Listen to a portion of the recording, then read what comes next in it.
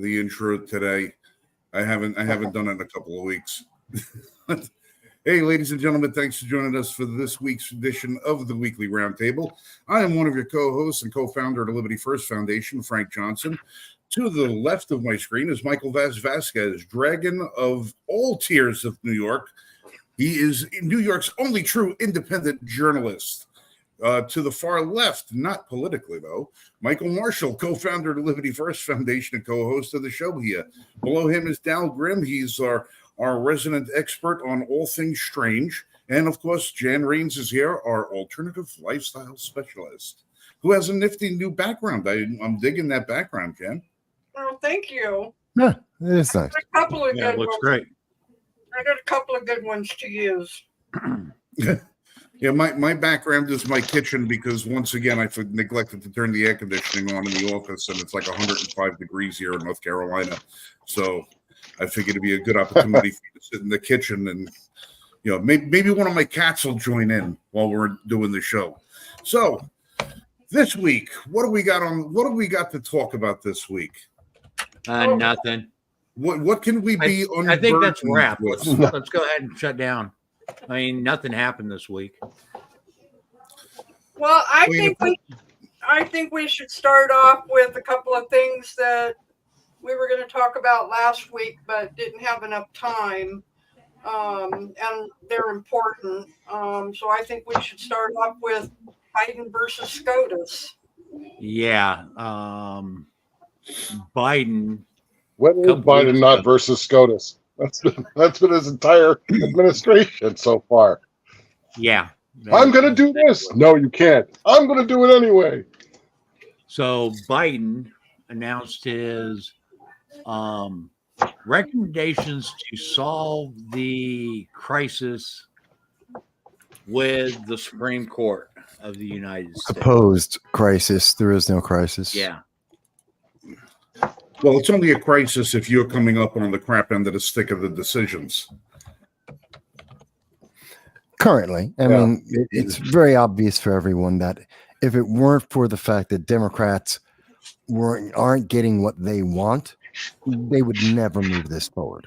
This is exactly the position, and we know this because in 2019 and 2020, when Biden and Kamala were presented this option and this idea. Remember, this was floating through the election. It was one of their reasons to get Democrats to vote for them, the far left to vote for them, is they were saying, oh, well, we're going to, what did they call it?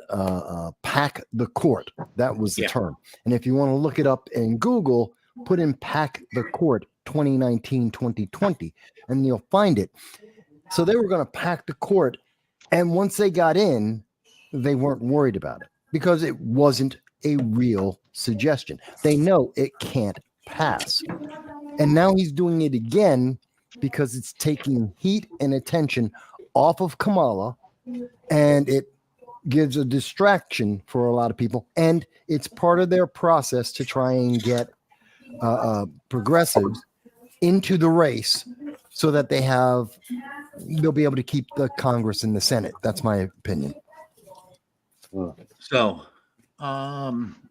here, let's start off with what his proposals are. Okay. And this was, I'm going to go ahead and share this so everybody can be on the same page as I am. So this is from the SCOTUS blog. Okay. President Joe Biden on Monday. Okay. And this is dated July 29th, 2024. President Joe Biden on Monday proposed 3 reforms to the Supreme Court, stressing that he has great respect for our institutions and the separation of powers, but contending that what is happening now is not normal. He pointed to the court's recent decision finding that former presidents have broad immunity for crimes that they commit while in office, as well as the ethics issues surrounding some members of the court. Biden announced his proposed change in an op-ed in the Washington Post the same day that Annenberg Public Policy Center reported on what it characterized as a withering of public confidence in the courts, including a considerable drop in trust in the Supreme Court.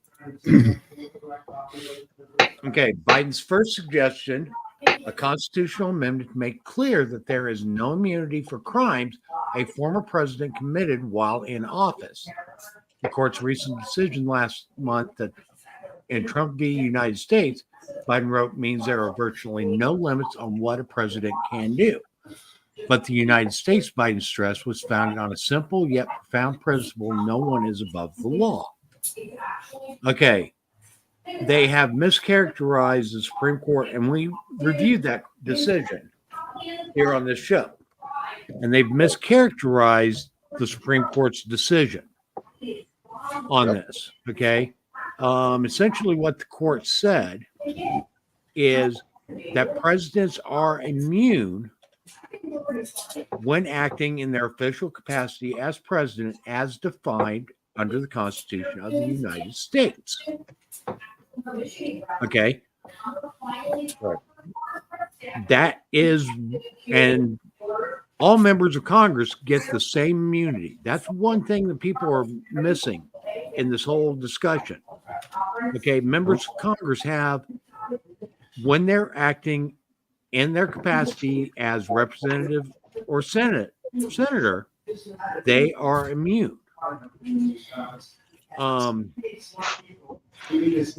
So, amendments to the Constitution require 2/3 votes of the House. We all know this, followed by ratification of 3/4 of the states. Okay, Biden's next proposal proposed term limits for the Supreme Court justices, outlining a system in which each president would appoint a justice every 2 years, and each justice would serve 18 years on the court. Biden observed that the United States is the only major constitutional democracy that gives lifetime seats to the highest court. Some democracies impose term limits, while others, like the United Kingdom, impose age limits. Well, again, that's something that will require a constitutional amendment because, as we all know, justices to the federal courts are appointed for life as long as they act with good behavior.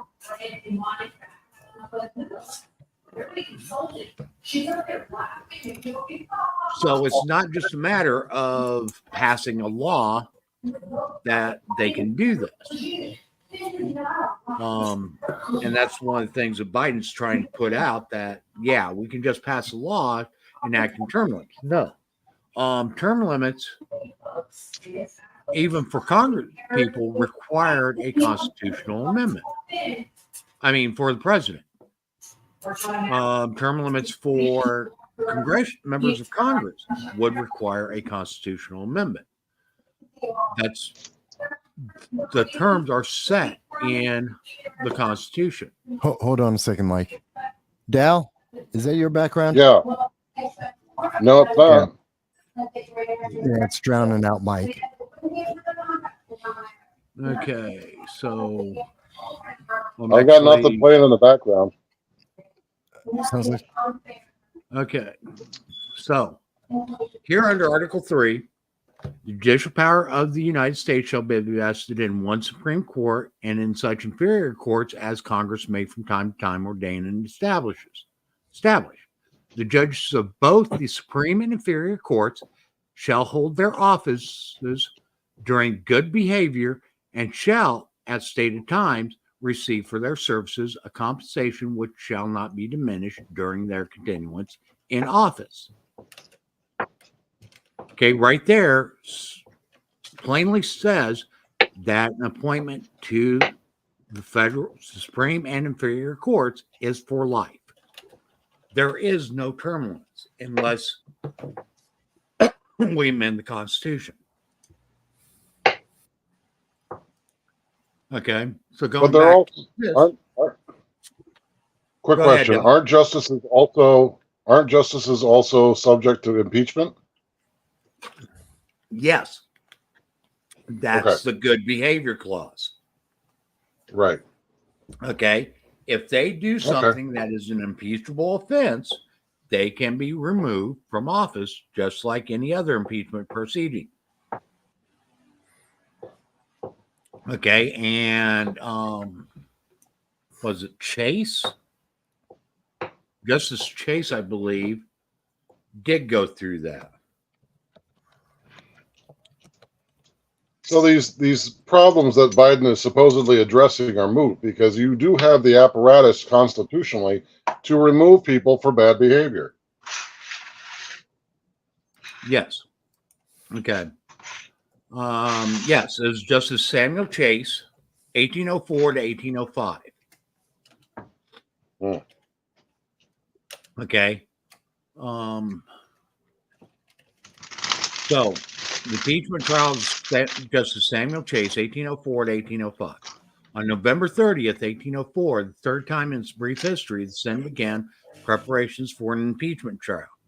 In 1798 and 1799, the Senate had tried a senator previously expelled on grounds of treason. The Senate dismissed the case, citing lack of jurisdiction.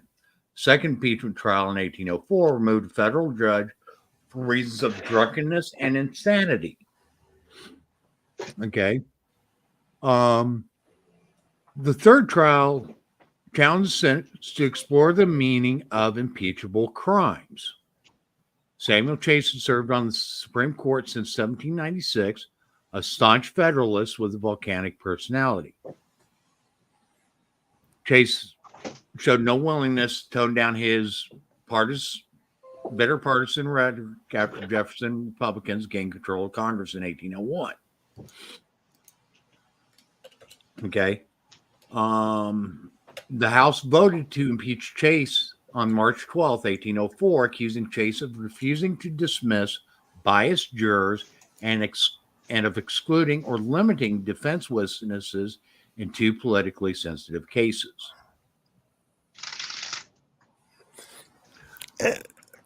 I think this is a lot more simple than most people think, because it is absolutely unconstitutional and there already is a remedy. But this is political. There is no two ways about it. This is just an attempt to pack the court, to stack the deck so that it's going to be able to, because what they're doing is they're suggesting an 18-year term, which means that they have a built-in program to try and target every 18 years on that rotation to get in there to either win an election or to win the Congress or the Senate, to be more exact, so that they can then put in individuals who are more aligned with what they want and to remove individuals they don't want. And this is simply, it's obviously political. It is meant to try and steer America down a path that we would not normally go down, simply because they don't have power. And every time we have seen that the Democrats don't have their way, where they're not in power, we have seen them. They bent the law. They have tried to change the law. They have burned down cities. They have attacked individuals, whether it's the Antifa or BLM. We have seen this consistently. And that's all this is. Well, and You're I think right with all this, Mike, but that's what this is. Go ahead.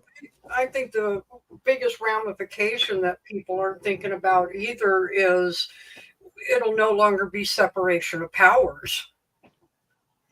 Well, yeah, and they'd be beholden. We're returning the Supreme Court into another political vehicle, just like what we see right now with federal appointees, federal judges being appointed.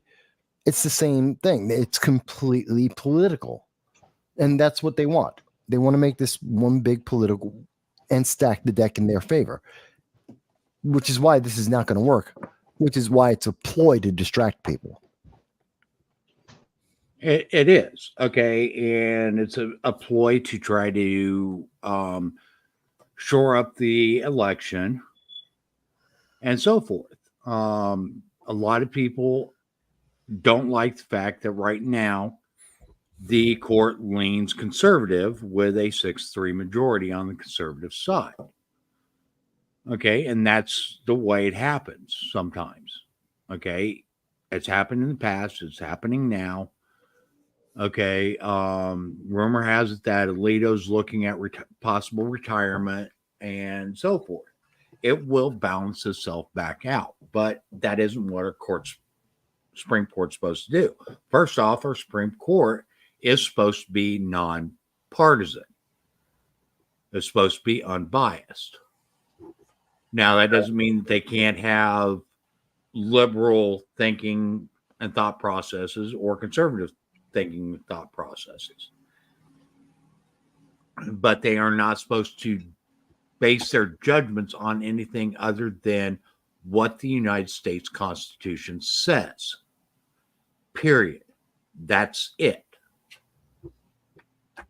Okay. The final proposal that Biden said was to impose a binding code of conduct on the court. Ethics reform. Right. And there already is a binding code of conduct. Okay, so right here, Biden's final proposal changes binding code of conduct for Supreme Court justices who are not bound by the same code of conduct that applies to other federal judges. In the wake of revelations about, among other things, the failures of some of its members, most notably Justice Clarence Thomas and Samuel Alito, to include luxury travel in their financial disclosures. The justices adopted their own code, a code of their own last November. Biden dismissed the justices' code of conduct as weak and self-enforced. Justices, he wrote, should be required to disclose gifts refrain from public political activity and recuse themselves in cases in which they or their spouses have a financial or other conflicts of interest. Okay, and that's mainly talking about anything to deal with January 6th. They're saying that Alito should recuse himself from because supposedly his wife was a part of instrumenting January 6th and so forth. Okay, let's go back to the Constitution here for a second. Okay, so the judges both of the Supreme and Inferior Courts shall hold their offices during good behavior and shall, at stated times, receive for their services a compensation. Okay, during good behavior. So wouldn't a violation of ethics be something other than good behavior? Well,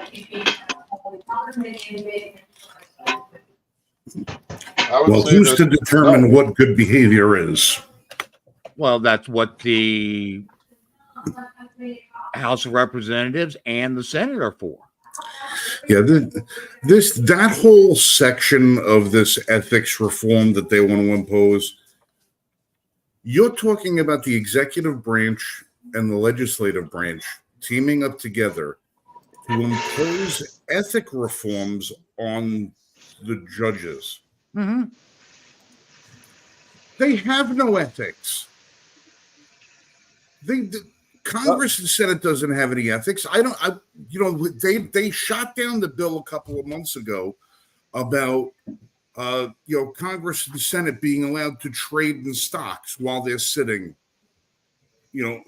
as members of office. They shot that down. It's no, we're not going to do that.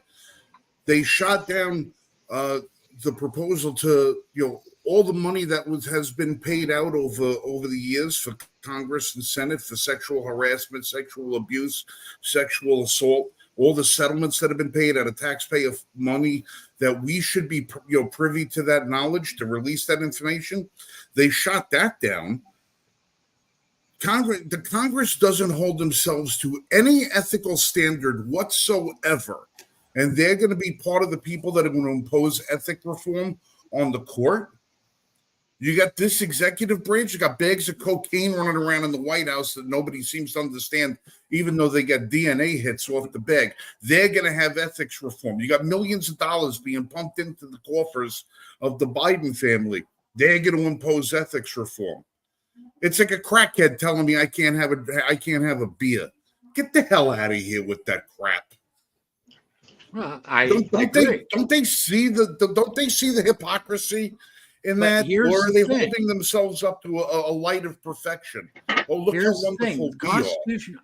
The Constitution already provides for it. Okay, the Constitution already provides for it, except the House and the Senate would actually have to do their job. They don't Yeah, want well, you know what the Constitution doesn't provide for? An imbalance of power. The Constitution is pretty clear about making sure that there is not an imbalance of power, and that is what they want to impose. Right. That's exactly what they're trying to impose. Right. Instead of 3 co-equal branches of government, now you have one that's a babysitter of the other. Mm-hmm.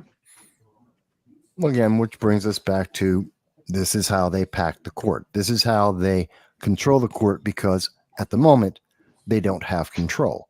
In the 1970s, when we had the exact opposite of what we have right now, it was a packed liberal court, which was about 6-3. For liberals, they were absolutely silent. They had no problem saying, "Oh, we're going to leave the Supreme Court alone." When it was 5-4 in their favor, they had no problem with the court and people being on there for a lifetime. Nor did they have a problem with the ethics, because, by the way, everything that they want to say about any of the justices, every single one of the justices has done the same thing. That they've taken vacations, they've gotten donations, they've gotten gifts that they have not disclosed. That's Sotomayor. That's even Ketanji Brown Jackson, who just got on the court, also was receiving gifts that she did not declare until after this scandal came out. But they don't want to target her because, again, they're trying to buffer their left-leaning goals, because they know they can't win in the court of a public appeal. They can't pass the laws they want. So they're doing the back end of having justices legislate from the bench to create loopholes in the law and new interpretations that fit their progressive ideology that they can't get passed in Congress. And that's the problem. And there's also been cases where there was evident conflicts of interest where liberal justices did not recuse themselves. Case in point, who was it? I'm thinking it's Sotomayor, but it may not be her. Sotomayor's had the most recent one. There was a case that came before the court that was Penguin Press. And a couple of liberal justices had books that were published by Penguin Press. And this ruling would have impacted their earnings from those books. And neither one of them actually recused themselves from the court. Which isn't a shock. We keep talking about the same pattern and the different ways of doing it. Now, one thing that's very important also for people to understand, Mike McLean asked us, isn't this something that would require ratification from the states? In other words, isn't this an amendment? It's not. That's why they're putting it through Congress, because it's not an amendment. The ethics part of it wouldn't. Well, actually, you could say that based upon the wording of Article 3, Section 1, that would also require a constitutional amendment, because it plainly states in there, as long as good behavior. Yeah, but they're they're specifically not targeting this as an amendment because it can't pass the Right. 2/3 regulation. But all Or any three new of these amendment. proposals constitutionally would require amendments. They should, but All that's three why of them. I'm not disputing what you're saying, Mike. I'm agreeing Mhm. with you that they should, but like Mike McLean was asking, this should be an amendment. Right. It's not, because they can't pass the amendment. Therefore, they're putting it in as legislation from Congress to try and subvert and take away power. And this is literally, and then when the court rules that it's unconstitutional, then that's going to be further fodder for them to say that the court's corrupt. right. Oh, And see, that's you don't basically want what all this amounts to is to make people make the court lose credibility.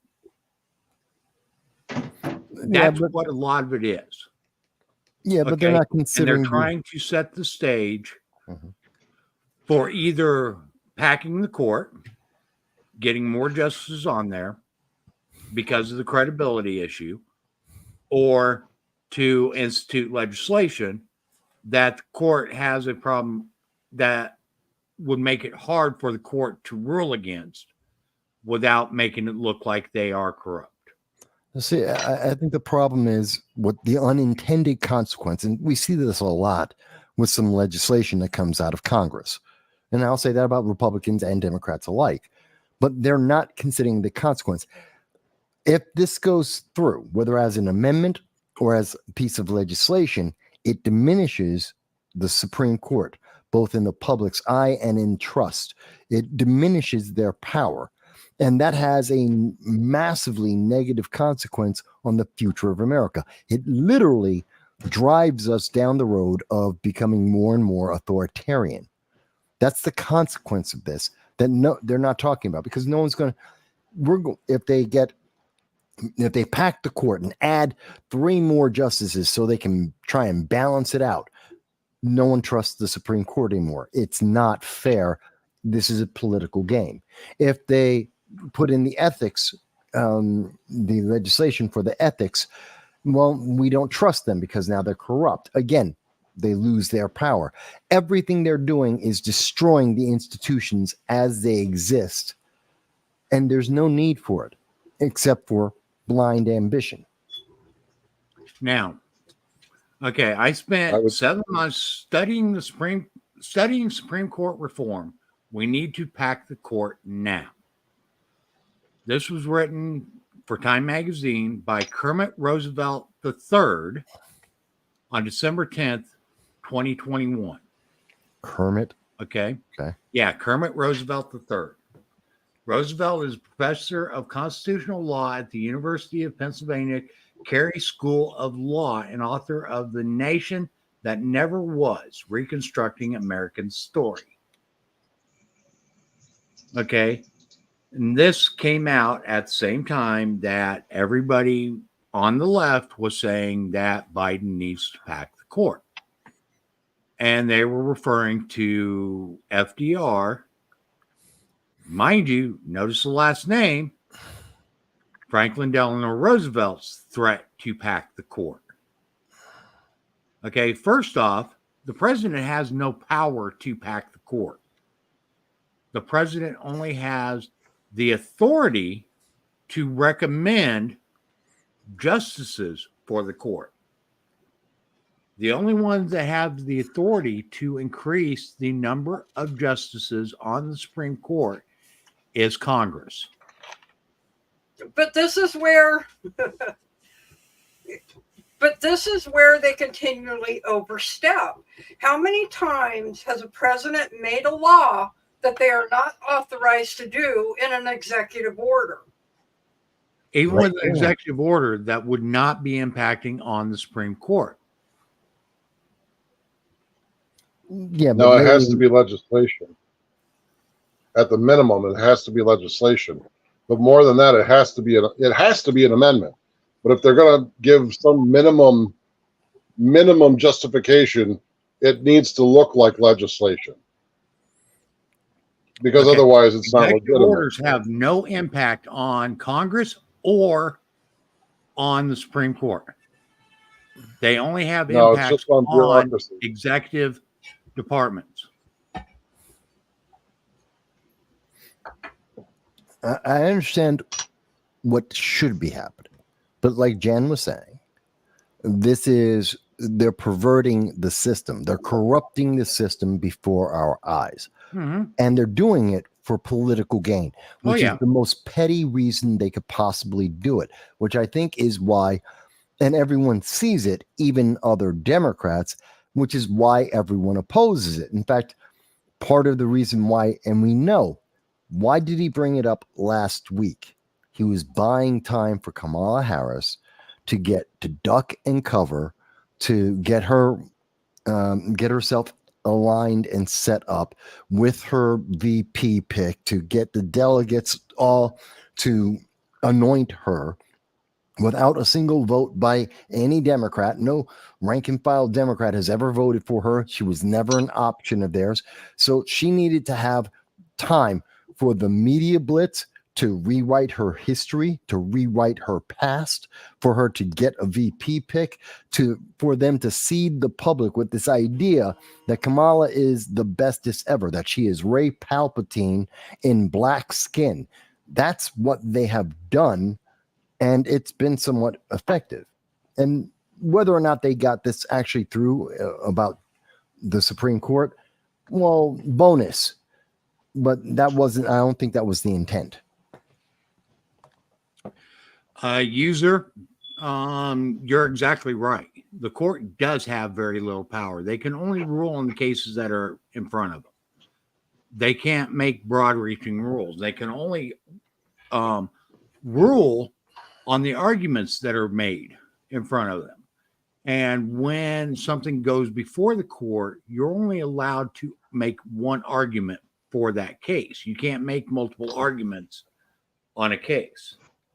So when the Bruin decision came out, Hochul did pass a law that essentially was worse than the law that was struck down.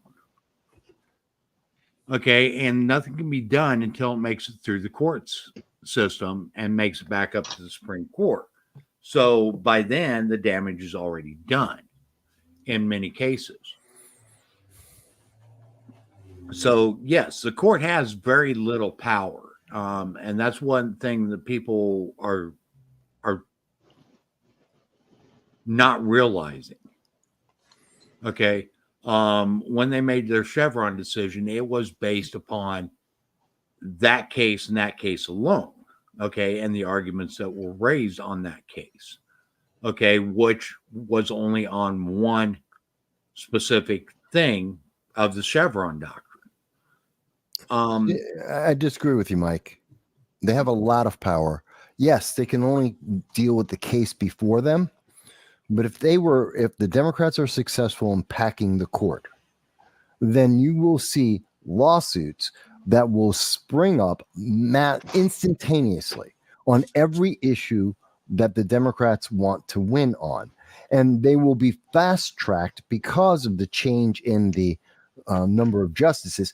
They'll push that through so that they can then rule on them, and the ruling will be as liberal as possible with as many vague statements in there as possible, so it can be reinterpreted the way they want it to. I think they have a lot of power if they're doing it, if they continue down a purely political path, which they have indicated they're going to do. Does that See, make I sense? disagree with you, Mike. Okay. I disagree with you. I disagree in the sense that they only have the power that they're able to enforce. So if the executive branch is behind them, then they have the enforcement power. They become very powerful. If they're against the executive branch that has all the enforcement, then they're not powerful. And the risk that the Democrats are running right now with trying to manipulate the courts is that eventually people are just going to get tired of wondering whether they should recognize the authority of the court or not. And if they get it into their heads, even a little bit, that the courts themselves no longer can justify the behaviors of their government, people will just begin to ignore the courts, just like the example of Hochul is doing. The Well, court they've is already- ineffective unless there's somebody there to enforce it. And right now, there's nobody enforcing what the court is saying. Look at Biden with his student loan stuff. Every time he's been told no, he keeps doing it. Who's there to enforce the ruling? He's not allowed to do that. Yes and no, because I mean, again, that brings us to Roe v. Wade as the biggest example of that most recently, and also looking at the way that they've removed a lot of the power of, the ATF and the Department of Energy, DOE, in making their own, essentially their own laws. So they do have power now. That is magnified, I think, by the ability of having a executive branch that is actually supporting the Supreme Court. Then they would have even more power. But they do have that core power. They do change and affect the nation, even when they are in opposition. I mean, that's why they're an equal branch. They have about as much power in a different way. It's not as direct as, say, the executive branch or the Congress with legislation. It takes longer, but it also it's a more profound change. At least that's the way I see it. I can understand if people disagree with me, but can you see my reasoning?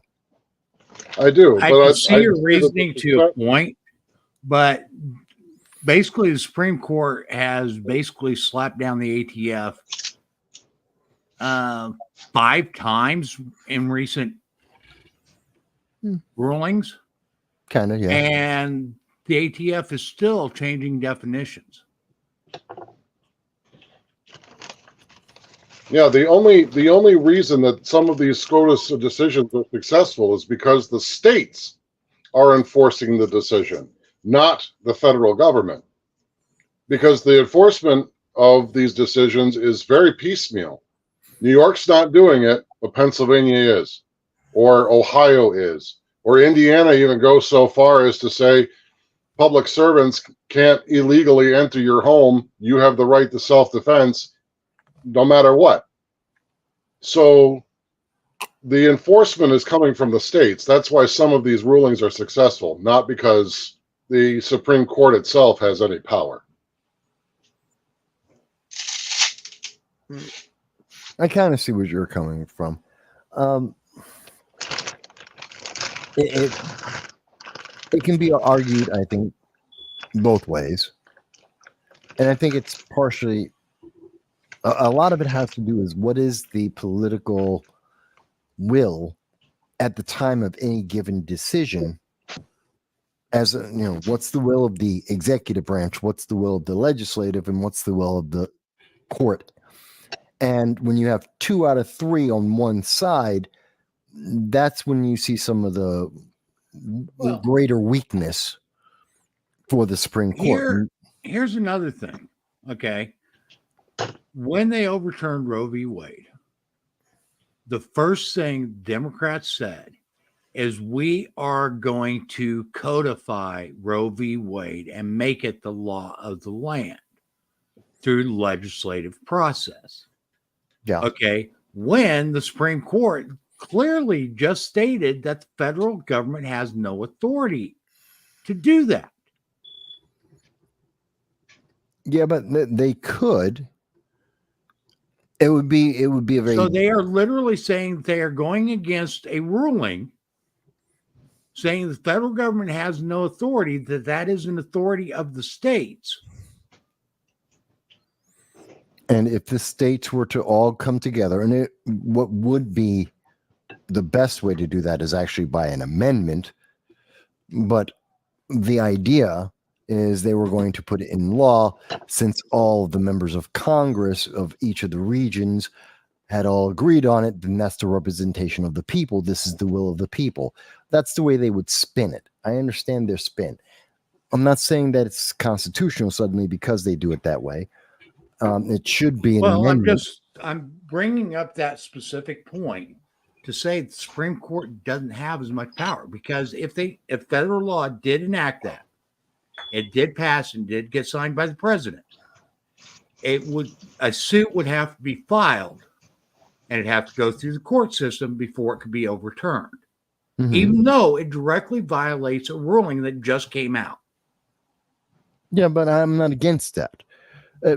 There should always be the challenge. There's a process and there's a challenge.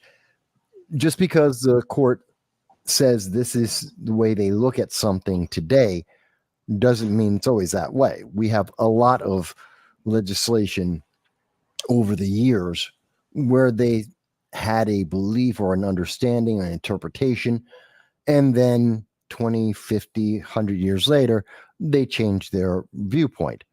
That's the nature of the Supreme Court. That's the nature of our society, is that there is that change. It is flexible. It does change over time. And that's one of the risks we have to deal with. It's a risk.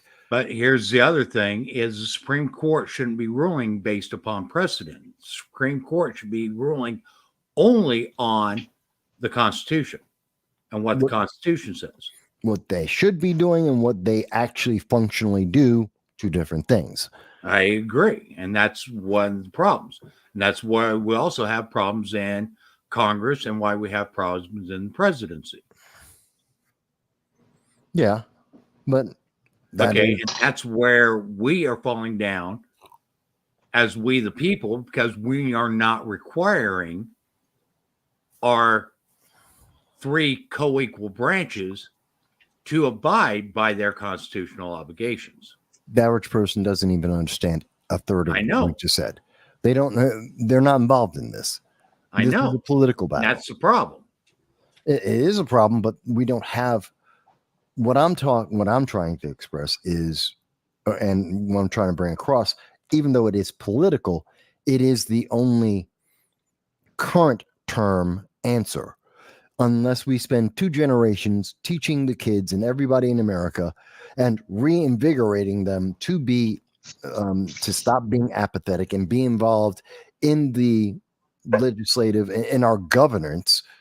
And that would take 2 generations to actually get that effectively back to about 60-70% of the nation. Until we can do that, we have to deal with the stopgap measure, which is dealing with it in a political manner. Sadly, I don't think that's the best answer. It's the only one that I can think of that functionally exists right now. And functionally, that means we have to address this in that political realm. Okay. So, Mount Rushmore was supposed to be a preservation of the greatest presidents that we've had, right? Are you going to segue Right. to Nancy Pelosi and her love affair of the zombie? No. Okay. You know what I'm talking about. No. I know what you're talking about. You didn't hear? Okay. Just to, before you go to what you were going to say about Mount Rushmore, this week, Nancy Pelosi came out and she was talking to NBC, as I recall. And she suggested that Joe Biden should have his face added to Mount Rushmore because he is such a great president. Not Obama, not any other Democrat. Biden should have his face added to Mount Rushmore because he is so great, according to Nancy Pelosi. That's why I thought you were suggesting that, because it is insanity at the highest order. So now you Did can see anyone why get I a thought that's what you breathalyzer were on her? She must have been hammered. quite possibly was. But No. As if there's a time when she isn't. My spiel about this is a lot more telling. Okay. So we see pictured on Mount Rushmore George Washington, Thomas Jefferson, Franklin Delano Roosevelt, and Abraham Lincoln. That's Teddy Roosevelt. Yeah, Theodore Roosevelt. Okay. Theodore. I'm mistaken. Okay. Still, he's just as bad. The center two, Jefferson and Roosevelt here, were some of the biggest ones going against the Constitution. Okay, and in some Yeah, he wrote it. aspects, a lot of people would say the same about Lincoln as well. Yep. Okay, so as far as great presidents, none of them were great presidents when you look at them in a constitutional light. They're actually not good presidents. They did not uphold their oath by upholding the Constitution. I doubt any of the presidents would qualify under that standard. Washington would be about the only one. The first with the most regulation in a system that was being built as he was ruling. Yeah. But Joe Biden, I think we all can agree. Joe Biden he doesn't deserve to be on having his face on an outhouse in the Mount Rushmore Park. He's nowhere near great. User says Jackson maybe. No, Jackson was not a constitutional president. Not by any stretch.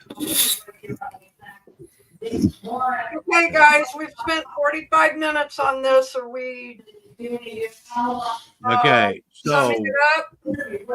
we actually started alluding to it earlier about shoring up Kamala Harris. Okay. A couple of weeks ago, and I'm going to see if I can find it. Elon Musk posted on X about Google scrubbing and ranking Harris well above Trump. Oh, they And the thing is, absolutely. you put in the search term Trump rally, the first thing that would come up would be Harris rallies. Yeah. Okay, and this lasted for actually several days, even after Musk brought attention to it. I did a search a few days afterwards, and whenever you put in Trump or Trump rally, the first thing to come up was stuff about Kamala Harris and her rallies. Yeah, they rigged the system. Well, they Again. were doing it with the assassination, and I mean, Google's pretty much been doing it for a lot of things. They told us they were going to do that in January. Google and YouTube in January this year came out with the announcement that because this is an election year and it's contentious, they were changing the algorithm to highlight internationally credible sources, what they called, actually, not even credible sources, they called them authoritative sources, which isn't credible. Not the same thing as a credible news source, an authoritative news source, which makes it arbitrary to what they are willing to call authoritative, and that they were going to overemphasize that in all of their algorithms so that when the public search for things, they would get the approved sources from Google, from YouTube, and anything relating to the election. What you saw with Harris circumventing and overriding anything about Donald Trump was just an offshoot of that they didn't expect anyone to notice, and everyone did. It's part of the fortification of the 2024 election. Well, not only that, if you tried to search for anything detrimental to Harris, Doesn't you exist. wouldn't find anything. No, they scrubbed her clean. The whole, I'm not a border czar. I was never the border czar, except every credible news agency, including the far left, that would be the Daily Beast, that would be Axios, CNN, MSNBC. They all had multiple articles for multiple months, literally for 6 months, that were calling her the border czar. Well, I don't know if you guys heard, but last couple of days they lost an antitrust suit because it was proven that they are only posting what they want the public to see instead No of monopoly. open like they're supposed to be. Well, there's actually a couple of grounds on that antitrust suit. Okay, that's one of them. The other part of that antitrust suit was that they made deals with phone manufacturers and cell phone carriers that Google would be the exclusive search engine on their devices. And that they were not allowed to go into talks with any other search provider. Now they couldn't completely shut down other search providers being put on phones and so forth, but they were not AT&T, Verizon, Samsung, and several others that went into these agreements with Google were not allowed to try to get other search providers on their devices. That is supposed to be exclusively Google. Yeah, which qualifies them as a monopoly. Right. That's and what classified them. That's where their violation comes from. And the best thing that could happen there is not that they get charged money, which is what is going to happen, which is meaningless to them. They'll make that money back. It's that they should have to divest part of their company. They need to break up, kind of like Ma Bell back in the 70s going into the 80s. They got too big. They had to break because they were a monopoly, even though they were a utility. They were the phone company. Younger viewers may not know. At one point, in the not that far, about 40, 50 years ago, there was one phone company in the entire country. Every phone was Ma Bell. There was only one. It was AT&T at the time, which we called Ma Bell. It was the only phone company. And then they had to break because even though they were providing a public service, a telephone, they were still considered a monopoly and therefore had to break.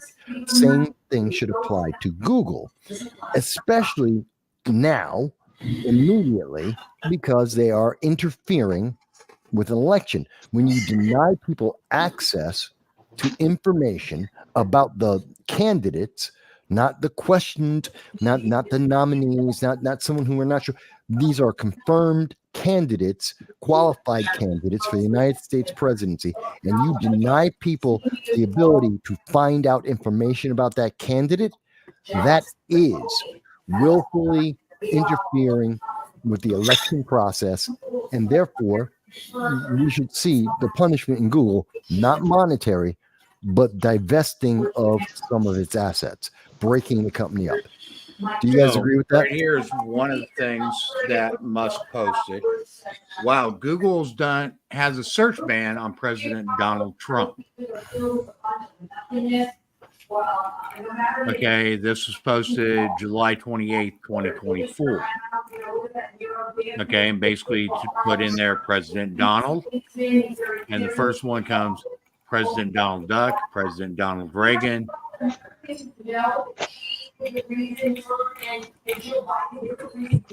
Okay, and then Nick Sorto, share this again.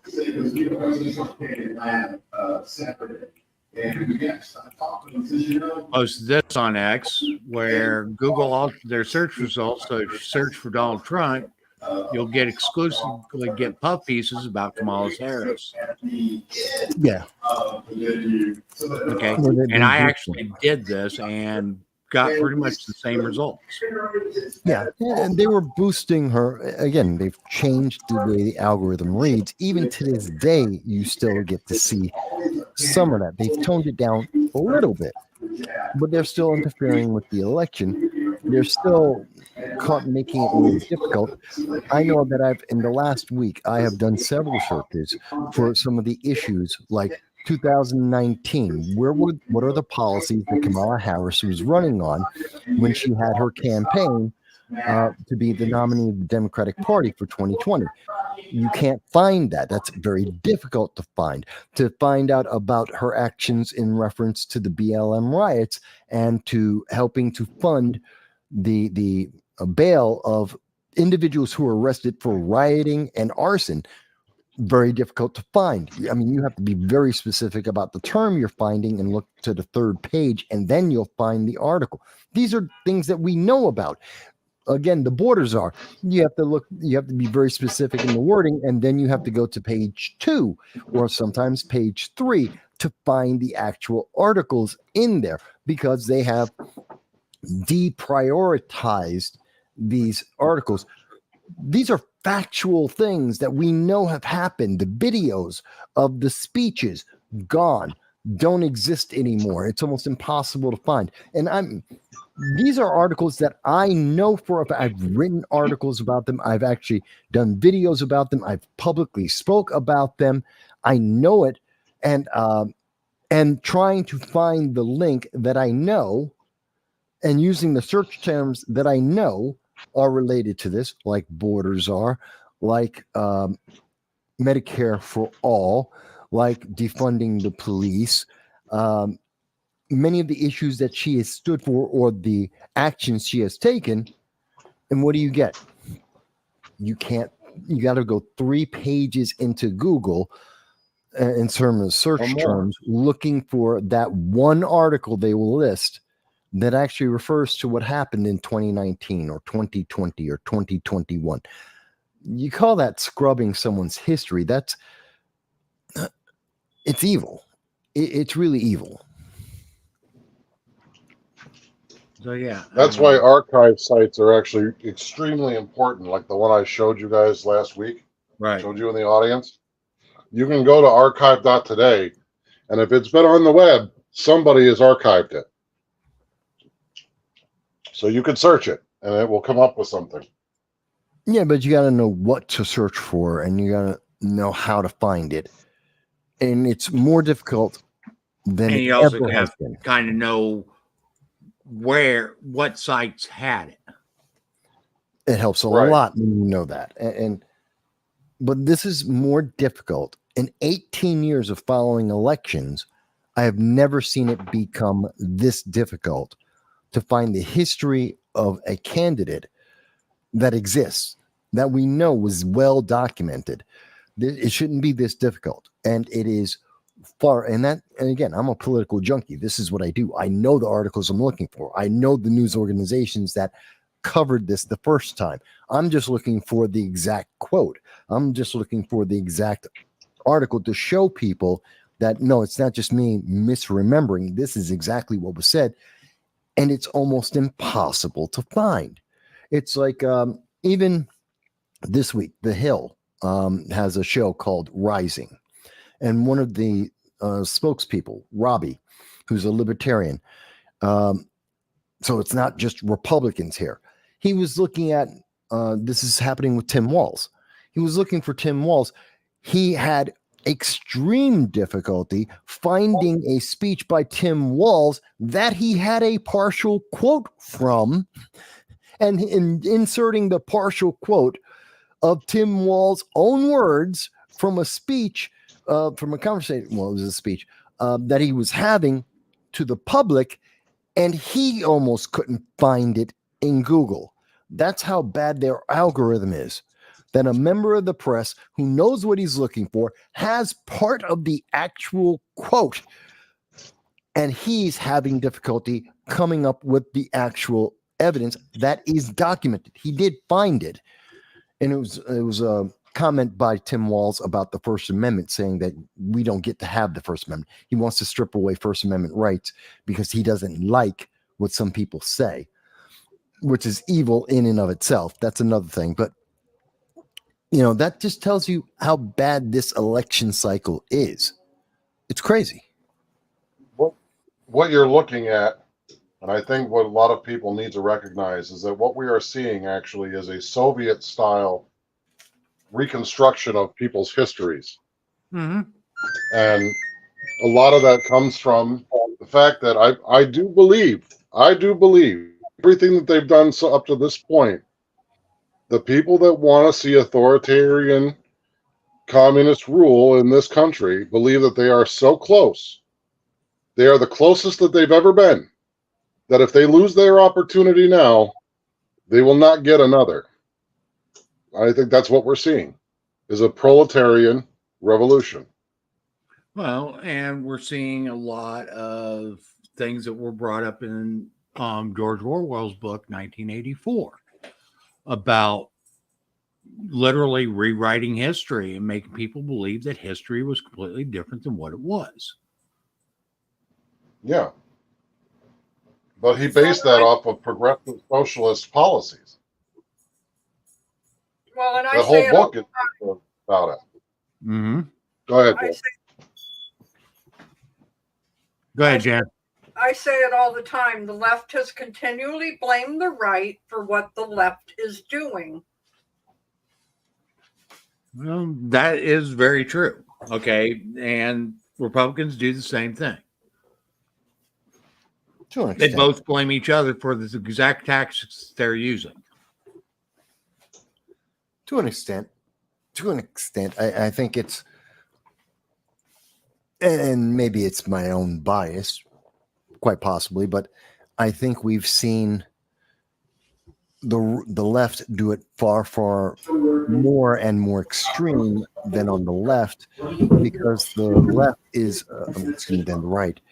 The left is more dependent on emotion and emotional motivation, and not fact. So that's maybe why we see them do that so much. Well, listen, I mean, you can say that, the tactics are used by the left and the right.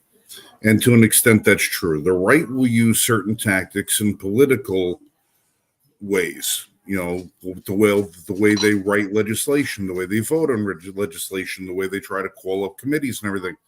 But if you're going to sit and compare tactic versus tactic, the Republicans don't have nearly as many arrows in their quiver as the Democrats do. The Democrats have got big tech, big pharma, big entertainment. They've got education.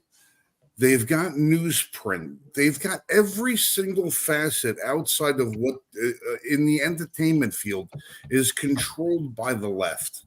They control the complete narrative on everything. So it's like, you put the tactics of the left versus the tactics in the right in a boxing ring. The Republicans are going in as a featherweight with one hand tied behind their back, and the Democrats are walking in there with 6 Mike Tysons at their prime. There's so many fists flying at you from one direction. You can't fight that. The only thing that the right could actually sit and rely upon is the Constitution. That's our only fallback when it comes to the arguments that we make and the positions that we take. Our only fallback is the Constitution. Without that, we are completely lost. The left controls the narrative for everything else. And if we let them control the courts too, then we are completely done for. This is why they're so hell-bent on trying to pack the Supreme Court, because then they have us in a complete triangulation of fire. We are in the kill box. And like Dal said, they are very, very close. The closest they've ever been. And there is nothing more dangerous on the earth than when you corner an animal. You corner an animal and they get desperate, they pull all the knives out. And that's what we're seeing them doing. When you have them, Google changing the algorithm, it's not a matter of changing the algorithm. They scrubbed everything. This wasn't an algorithm change. This was a content change. This was them Facebook, Meta, all of them saying the picture of Donald Trump holding up his hands and pumping his fists was fake. It was a fake photo. When you have the FBI director coming out and saying that they couldn't validate whether or not he got hit by a piece of glass or a bullet. And it took 3 weeks for them to come out and actually tell the friggin' truth about it. We're still getting snippets of information coming out of Pennsylvania as to what happened with that. Who controls All that? bad. Who controls that?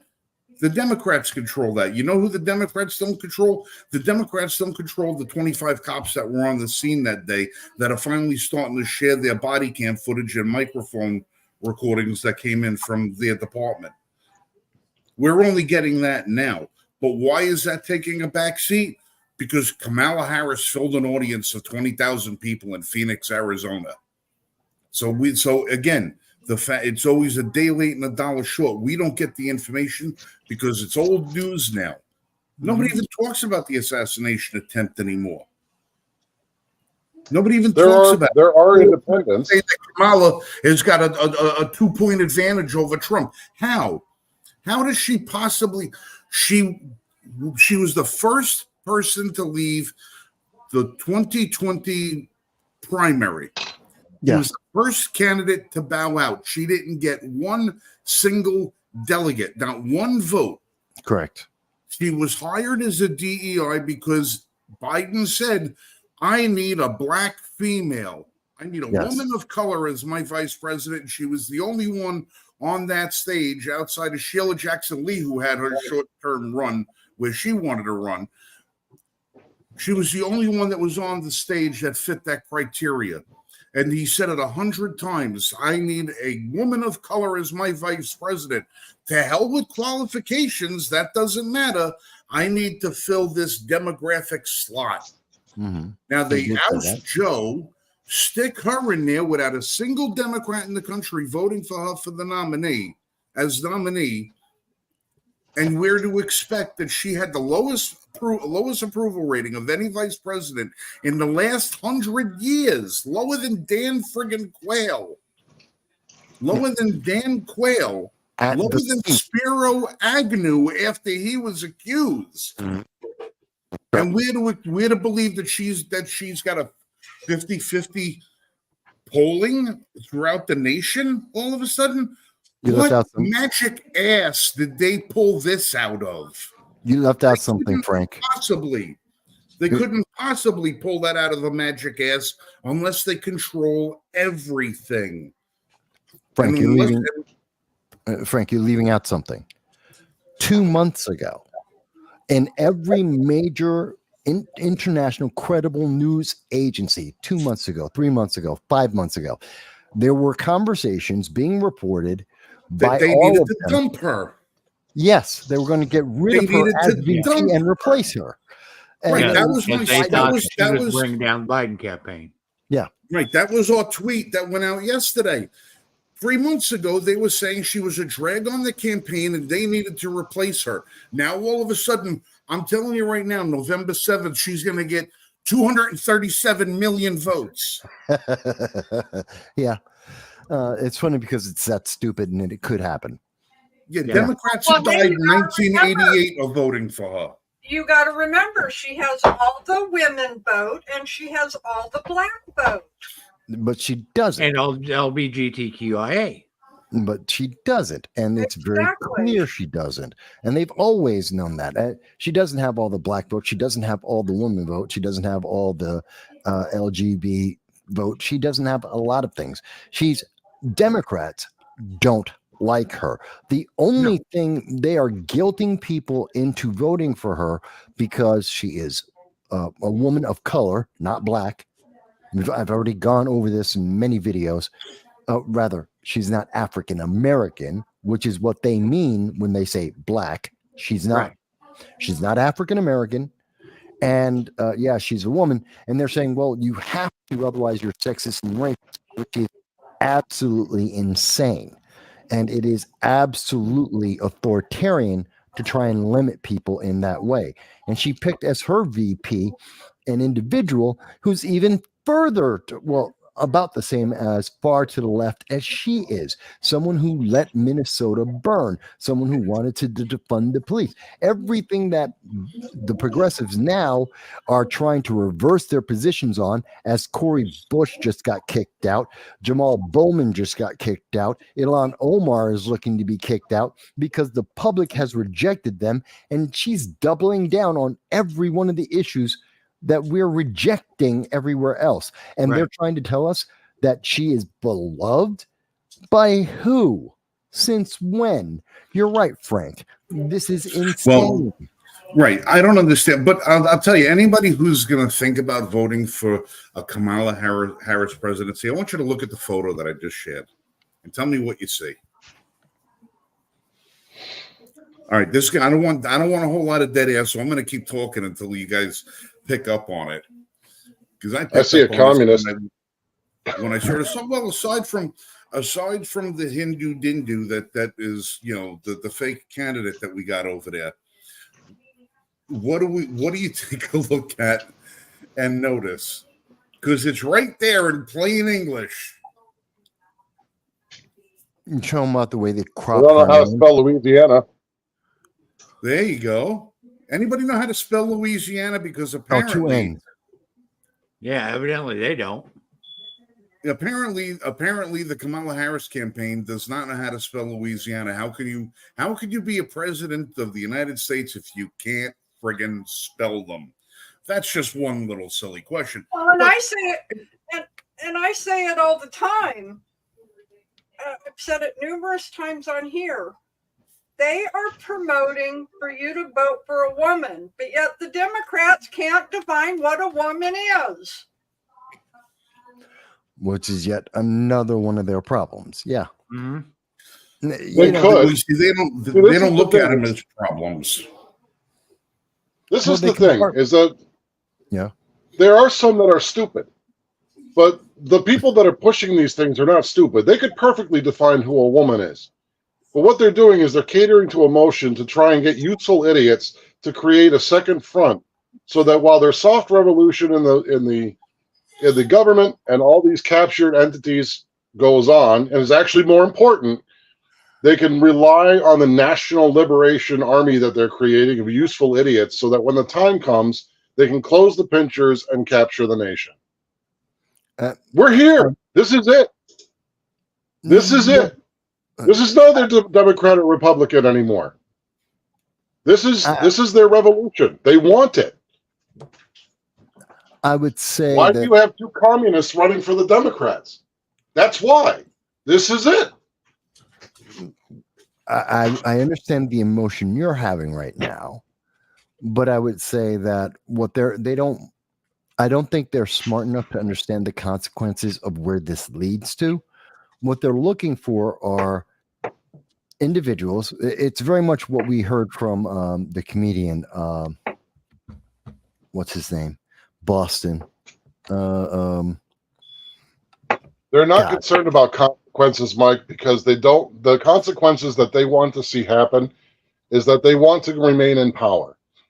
Yes. They're not playing the game. They're not playing the game through to see where the chips fall and what consequences may happen. They're gunning for the consequences that they want to happen, and they're going to get it. No, whether the country burns because of it or not. No, I disagree. They're looking for power. That is the consequence. That is the ambition and the power are the reason and the answer in and of itself. They don't think of the consequence because we see this all the time. Same thing. We can go back to bill after bill, the Obamacare, right. But if that's the consequence, like, now hold on. If that's the consequence, then you can't say that they don't see the long-term consequences. What we think of as consequences is the end of America. What they see as consequences is the attainment of power. They know what the consequences are of destroying America, but they don't care about those consequences. They've thought of them already, but they don't care because that's not what they want. I don't think they have. They stop at, I have power. That's it. They full stop right there. That's it. I have power, so I'm in control. And they stop right there. They don't think about it. Look at, again, 2010, Obama, when he was trying to fix the economy and shovel-ready jobs. He didn't realize that his stimulus plan actually took away, this is a fact, you can look this up for yourself, 149,000 Americans lost food stamps because of the stimulus, because they didn't think it through. If you look No, you're wrong. What do you mean? You're wrong. It was 149,000 people because they were reclassified. You're wrong. How am I wrong? Because you said they didn't plan on it. You said they didn't realize, they didn't know. I don't think they understood that.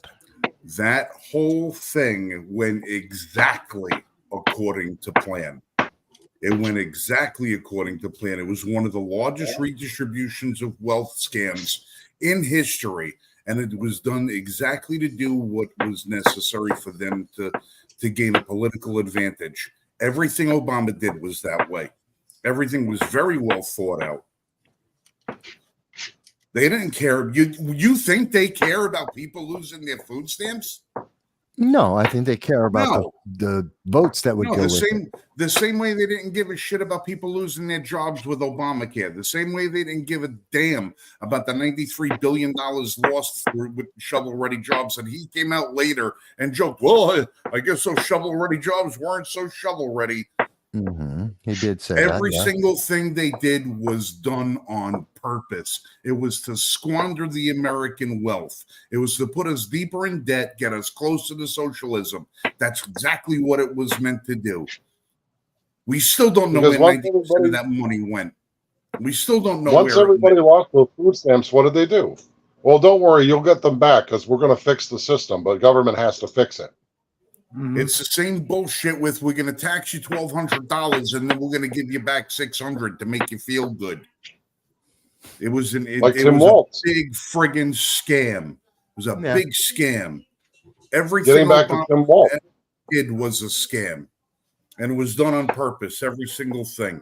I didn't mean to cut you off and say it like that. I wasn't trying to be argumentative. I was just trying to clarify that you still gave Obama a little bit of benefit of the doubt there. For a minute. I understand. No problem. I come from the position where everything the man did was evil. And if you look at right now, he's still committing the same evil right now because he's still the guy holding the strings while Soros is pulling his. Oh, yeah. All right. Frank's got to go, so we're going to turn the floor over to him for a minute. Yeah, I'm going to going all day today. I have not been feeling all that well. And the day's been catching up with me, and I'm just, I just feel like I need to close my eyes and, fall into the tub of ice cold water for an hour.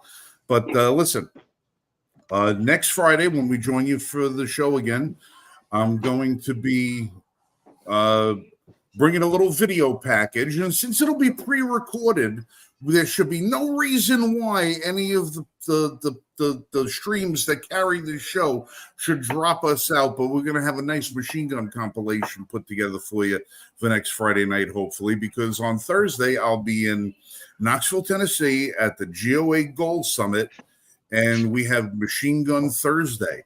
And then on Saturday, I will be making a presentation on the stage at the GOA Gold Summit at 10:30 in the morning. If anybody is going to be at the Gold Summit in Knoxville, please come to the forum, make yourself known, stop by, say hello, take a couple of pictures with us, join us. I would really like to see some friendly faces in the audience because I'm not, Marshall has shared the stage with me before. Vass has shared the stage with me before. I might be, a big guy, but I got a lot of butterflies. It's a little nerve-wracking speaking up in front of people. But and right here, first thing, they're right. 35 to 1040. Yeah, Frank Johnson talk. Yeah, we kind of got things screwed up. Dick Heller was supposed to introduce me. But unfortunately, Dick can't be in two places at one time. He's actually going to be doing a book signing. And by the time he's done with his book signing, I'm walking onto the stage. and the two places are on both sides of the Coliseum. Yeah, right here. So Dick And can't be there actually, with he me, will but be doing it while you're talking. It yeah, doesn't he'll end be until 10:45. yeah, he'll be wrapping up while I'm talking. I was going to see if we could get a little bit of a time change, but things were set in stone. But you know what? This is going to be a fantastic opportunity. I don't know yet as to whether or not they're going to be doing anything live as far as live streaming the event. But if they are, we'll be sharing the link here next week. So anybody who's interested in listening to my little spiel that I'm going to be giving, give us a hand and tune in. We'd really like to have some viewership on that. I promise you, it'll be well worth your time. Absolutely. I promise. All right, but until then, I'm going to see you kids next week. I'm going to keep my headphones on so I can listen while I go jump in a tub full of ice water. All right, so you guys all be safe, shoot straight. We love you guys. Love you too, Frank. Better, Frank. Don't worry, All right. John. We're not going So- anywhere. So our next thing is after we got off air last week, I went upstairs and started looking at social media, and it came out that while we were on air, two Republicans, Lindsey Graham and Mitch McConnell, introduced a resolution to authorize the armed forces against Iran. Actually, Lindsey Graham authorized 5. There were 5 resolutions that he tried to put in back over the last, in the space of about 2 days. HR 106, I think, is the one that you're thinking of. Yep. It's SJ Resolution 106. Yeah. There's also 105, 107, and 104 that he put in at the same time. All of them basically saying the same thing. Yeah, that we got to go into a conflict that we have no business being in. Senator that's Lindsey not Graham introduced on 7/31/2024. The title's fine. Go ahead and read the title off for everyone. Okay. The Senate Foreign Relations, and it's a joint resolution authorizing the use of United States armed forces against the Islamic Republic of Iran for threatening the national security of the United States through the development of nuclear weapons. That's 106. Yeah. So 107 is a joint resolution authorized the use of military forces against the Islamic Republic of Iran if the president determines that the Islamic Republic of Iran is planning or conducts an attack against any former, current, or incoming United States government official or senior military personnel. and that's a reaction to the assassination attempts that have been found by the FBI, that have been confirmed by the FBI and the Secret Service against not only President Trump, but several other figures in the United States, former and current members of the government of the United States. Now, I know a lot of people are saying we shouldn't fight Iran for Israel. That's the way that the media is portraying this. We shouldn't fight Iran for Israel. And Lindsey Graham is just a war hawk because he wants to fight Iran for Israel. That's the key that they keep putting it in, the terminology. Let's understand something that's very, very clear. We're not, if we were to fight Iran, and the things that Lindsey Graham is proposing isn't because of Israel, it's because of Iran. Iran is a terrorist nation. They support the greatest sponsor of terror in the world. They have said for 4 decades in a row that they will kill everyone in America, whether you're a progressive, whether you're a Democrat, a libertarian, independent, it doesn't matter. You're American. You believe that women should be able to drive and to go to work. They want you dead. That's what they have said for 4 decades, and I take them at their word. And they have they're about to develop nuclear weapons. They have been supporting terror. They have provided rockets and missiles to the Houthis, to Hezbollah, and to Hamas, and they orchestrated the October 7th 2023 attack in Israel that killed 34 Americans, took 22 Americans hostage. We only got 3 of those hostages back, and the media is trying to tell us that 5 of them are still being held. What happened to the other 14? That's all on Iran. So yes, we should be taking this stance, and I think it's important that we understand it's not about Israel. It's about our national security, because the clear and present threat, the root cause of the threat, is Iran. I don't necessarily disagree with Lindsey Graham, Senator Lindsey Graham, pointing this out to the public and reminding them where the threat is to America. And it also happens to be a threat to our only ally in the Middle East, which is Israel, but it's also a threat against our allies in the European Union. It's our threat to our allies in the United Kingdom, because they have short-range missiles that can reach all of them, as well as trying to develop long-range missiles to attack us, thanks to the Obama Biden administration, that created the Iran nuclear deal that allowed them to develop long-range intercontinental ballistic missiles. Gee, what a joy that was. So that's kind of my position on that. And Dal, you were sounding like you didn't agree with me necessarily, and I'm not sure where you, Mike, and you, Jan, are on this as well. I think that I agree with you on the sense that if there is a need for defense against Iranian aggression, that would be one thing. But the way they have utilized conflicts, and they being the government, the way they have utilized conflicts in the last couple of years, if we give authorization to defend ourselves utilizing American troops, which would be the natural thing to do, and I have no problem with that if it wasn't a setup. I feel like this is a setup. They just got done talking about the draft. They just got done talking about who's going to be in a draft, if it happens. And then all of a sudden, the circumstances for setting up a major conflict that would require a large amount of manpower just happens to come around the corner. I have to correct something about that. Dal. We have been talking about expanding the draft and or bringing back the draft and or adding women to the draft since 2018. About once every 2 years, usually in an off year, right in between the presidential race and the midterms. We have been having this conversation for several years. It's just that people pay attention to it when it comes to the presidential year. So that's not new. That may change your opinion a little bit, because I have covered this before, specifically about women being added the talk to the of the draft has been around since I've been in. But what I'm saying is that there really has not been a conflict to which coincides or correlates with the need for a draft. That's a different. The conversation has always been held when the conflicts were easily taken care of by a volunteer army. Now we don't have the volunteers. Now there's a need for conscription because they're not hitting their quotas, except for the Marines. Congratulations, who are Marines? That's right.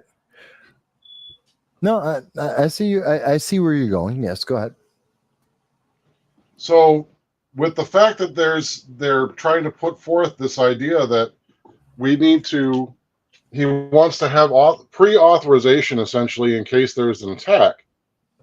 Well, authorization would be easily gotten for defensive maneuvers if something actually happened, but nothing has happened yet, so far as we know. And essentially, okay, here's the other thing. When Trump wanted to take action against Iran when he is president, basically Congress rebuffed him on it and voted against it. Okay, I think this is setting the stage. If Trump is elected, that gives Trump carte blanche or pre-authorization to go in there and take care of Iran if needed. I think that's what happened, and that's something that I think is a very dangerous thing to do. If they grant pre-authorization now, what's to say that Kamala doesn't turn around and do something with it?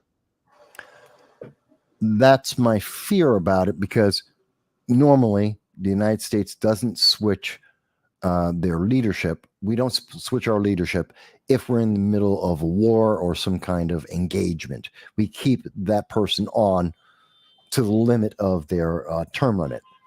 So, yeah, I can see that, but that's something I would see. Biden's already trying to do that, or whoever's in charge for the 18 hours a day that Biden is, asleep, seems to be doing that, because we've already begun to increase our military exposure in the Middle East right now, which is a very threatening stance. And that's putting us under direct threat from the Houthis in the Red Sea, Hezbollah in Lebanon, which would be the Mediterranean Sea. We've literally this week on the 6th of August, we had 5 of our soldiers were attacked by agents of Iran in Iraq. So we are being, we have increased our military exposure, and we have been attacked. So the escalation already has happened, but we have already been in this path. And here's my somewhat of a counter argument. I don't believe in necessarily being pre-authorized, but we are under attack as we speak. We have been fighting the Houthis we've been fighting them in everything except the declaration. We've been fighting them since February. It took 4 months for Biden to finally, or whomever, to finally authorize a response to the attacks in the Red Sea. That's something we've been doing since February. Our people have been held hostage and tortured since October. That demands a response. We've had none whatsoever. We are under attack. We need to respond. We just need to, I think Graham is correct in saying we need to respond. I don't think that's necessarily the response, because he's projecting towards something in the future. I think we need to detail a response to what is already happening on the ground. Again, we just had soldiers attacked. This is the 3rd time that we've had soldiers attacked in Iraq this year, and they're all coming from Iran. We need to react. They're attacking us because Biden is only active for 6 hours a day, and we don't know who's in charge for 18 hours a day. And Kamala is weaker than Joe Biden, and he's a zombie, and they know it. Does that make sense? That makes sense. You guys agree. Not that you agree, but does it make sense? It makes sense, but I don't like it. I don't like it either, but I think it's necessary. We have been dormant far too long, and I don't want to I disagree with Lindsey Graham in saying let's authorize a future action, and I think that's a threat that he's making. This is part of international diplomacy. If you don't calm down, we will do something. And guess what? We have a strong leader in the background. We have Donald Trump, 90% going to win this election. And you were afraid of him last time he's here. And now he already has the authorization to go in and barn stomp on you, which he wanted to do in the first place. And this will hopefully get them to calm down and to lower their military stance, and more importantly, the stance of their proxies. I understand that's the thinking that Lindsey Graham is going through. I understand that logic, but I agree with you, Mike, it is dangerous to pre-authorize military conquest. But here's the thing. We already have justification to have a military response. At any other time in our history, any one of the things I've detailed is more than enough for us to have a military response to Iran for what they have done. We're already behind the 8 ball on this. Right, but we haven't done anything about it. And that's the problem. We do. So the timing is suspect. If that was the case, if we needed a response 6 months ago, 8 months ago, where was the response 8 months ago? They're not No. looking at what's already happened to us and the black eyes that we've been getting. They're looking at something bigger in the future. Again, I think he's looking at this is a threat against, this is a future threat about the future and a probable outcome to cause them to change their policies now. It's part of the reason why we've seen that Putin has restarted negotiations about trying to start a ceasefire by keeping what he's captured and ending the Ukraine war before Trump comes in. And I think that you're going to see Iran also come to some kind of compromise. You're going to see the Hamas, if we see Trump win, and we expect he will, and they get that confirmation or the absolute likelihood of that confirmation, you'll see that they will go. There was just a call today for an urgent ceasefire discussion with Hamas, with Israel. Again, this is because most likely Trump's going to win. His reaction is not going to be the reaction of a Biden or a Harris, which is they built them a pier, which failed completely. It's another failed policy. It broke down more than it was in operation, costing us $400 million, or actually more than $400 million, about $500 million. Ridiculous, but no one wants to talk about that because that might change the way that you vote. It's another one of the failures that got buried. But we need a different response. That got us nothing. What did it give to Hamas? It gave them food, water, and fuel to continue to fight a war, to continue to hold on to our hostages. And now we're being told that very likely they're all dead because 60 of the hostages out of the 114 that are being held at this moment by Hamas are dead. And Hamas refuses to give us back the bodies, alive or dead, because they're not afraid of what Kamala or Biden are going to do, but they are afraid of what Trump would do, because Trump would do something more akin to what Lindsay is suggesting, that we're going to come in, we're going to bring in our bombers, we're going to go and get our people one way or another. And if you think Israel was carpet bombing, wait until you see the United States come in full force to get our people. There'll be nothing left. That's the threat. Right. People may not agree with this, and I understand it's unpleasant. Mike, I think you'll understand this. I think you guys, everyone can understand it conceptually. Mike, I think you'll understand directly the reasoning here. It's military. Mm-hmm. It is unpleasant. It is distasteful. It is effective. It is warfare.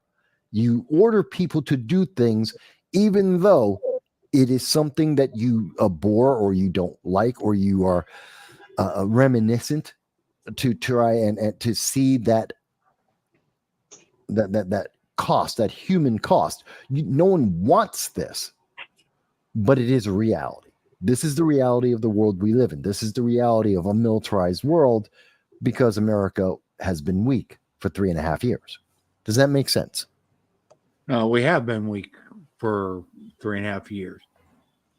And I don't abhor the use of military action, but I think that the way they're going about it now, it doesn't make any sense. If we were going to use military action, we would have done it before. Now he's going to the Senate, to the Congress, to ask permission. Here's, we don't need it. Here's my big issue on this. Okay. If Iran did take some type of action against military forces, the president's already authorized through the War Powers Act to take action. Okay. I mean, for 30 days. That's given. Okay. And then he has 30 days with which to get congressional approval if it goes beyond that, as Michael pointed out. Okay, so 107 isn't needed unless something happens. Okay, 106 is on the basis that Iran is developing nuclear armaments. Okay, again, that's something that we can take action against without the pre-authorization from Congress. Okay, if our intelligence assets and so forth show that there's a direct threat, then we take action. Okay, essentially the same thing that happened with Iraq, except Iraq, we found out later, was a ruse, but that's beside the point. Okay, but do you see here's my thing. We already know it is happening. Right. And this is my thought is, I don't want pre-authorization. I want authorization because I want action now. We already know that Well, there the have thing been is, we can already take action. Yeah, but we're not. Right. And I think that's what the problem I have with what Lindsey Graham is saying. Two parts. One, he's ill-defined what's the response, but that in part is because it's not. He didn't define any responsibility. response. He said whatever action the president deems necessary. Right, because it's not for him to define, it's for the president, but brings us back to the same problem. Well, if the president wasn't weak, we wouldn't need Lindsey Graham putting this through. So it's a loop of failure. But given that, so my first problem is he doesn't have an answer of what's the what he wants to authorize. That's a problem right there, which should be authorized right now. The other problem is we need to do something, as Dow mentioned, as I've mentioned, it's already past due. We're already behind April. We should have been responding long ago. And at any time in our history previous, we would have already, because we already have the provocations. We already know that there have been attempts or the intent to assassinate members of our government. That's been happening now for 3.5 years. We know that 225 known or suspected terrorists have entered America. We know that there have been plots as recently as this week from Iran that have been thwarted in trying to assassinate our leaders in America. We know for a fact that, okay, this one isn't absolute, but we have every indication that Iran is continuing to move forward with its nuclear program, which they have hinted that they are continuing to do. And we've seen Israel take action to try and hinder them from completing it. So we've had both Iran saying, yeah, we kind of are doing it, wink, wink, and Israel going, great. And so we'll bomb the guy who's actually in charge so it slows you down. We already have the provocations. We already have the act. We need the action. And I think Lindsey Graham has a twofold process. The first one being, as I said, here's the future threat against you, demilitarize and bring down the tone and temperature now, as well as trying to encourage Biden, Kamala, or whoever is in charge of America 18 hours a day when Joe Biden would be asleep, because this is the other side of the world and it's not between 10 a.m. and 4 p.m. Monday through Friday that we're dealing with this. So whoever's in charge, getting them to take proactive action, which will result in every time the United States does take proactive action, we see the temperature in the world drop. We see more stability increased. Again, it's unpleasant to have this conversation. People won't like it. I'm not talking about feelings. I'm talking about facts and effectiveness. And I believe this is taking the action is the most effective and efficient thing we can do. And we need to do it because we haven't done it yet. At least that's the case I would make. I'm not speaking for Lindsey Graham per se, but that's what I believe America's position should be. I agree with you that it should have been there, but it should have been there already. Right. This movement through Congress comes at a very odd time when things should already have been happening. And now that he's asking legislative permission, so to speak, it makes it far more permanent than just the War Act of 30 days.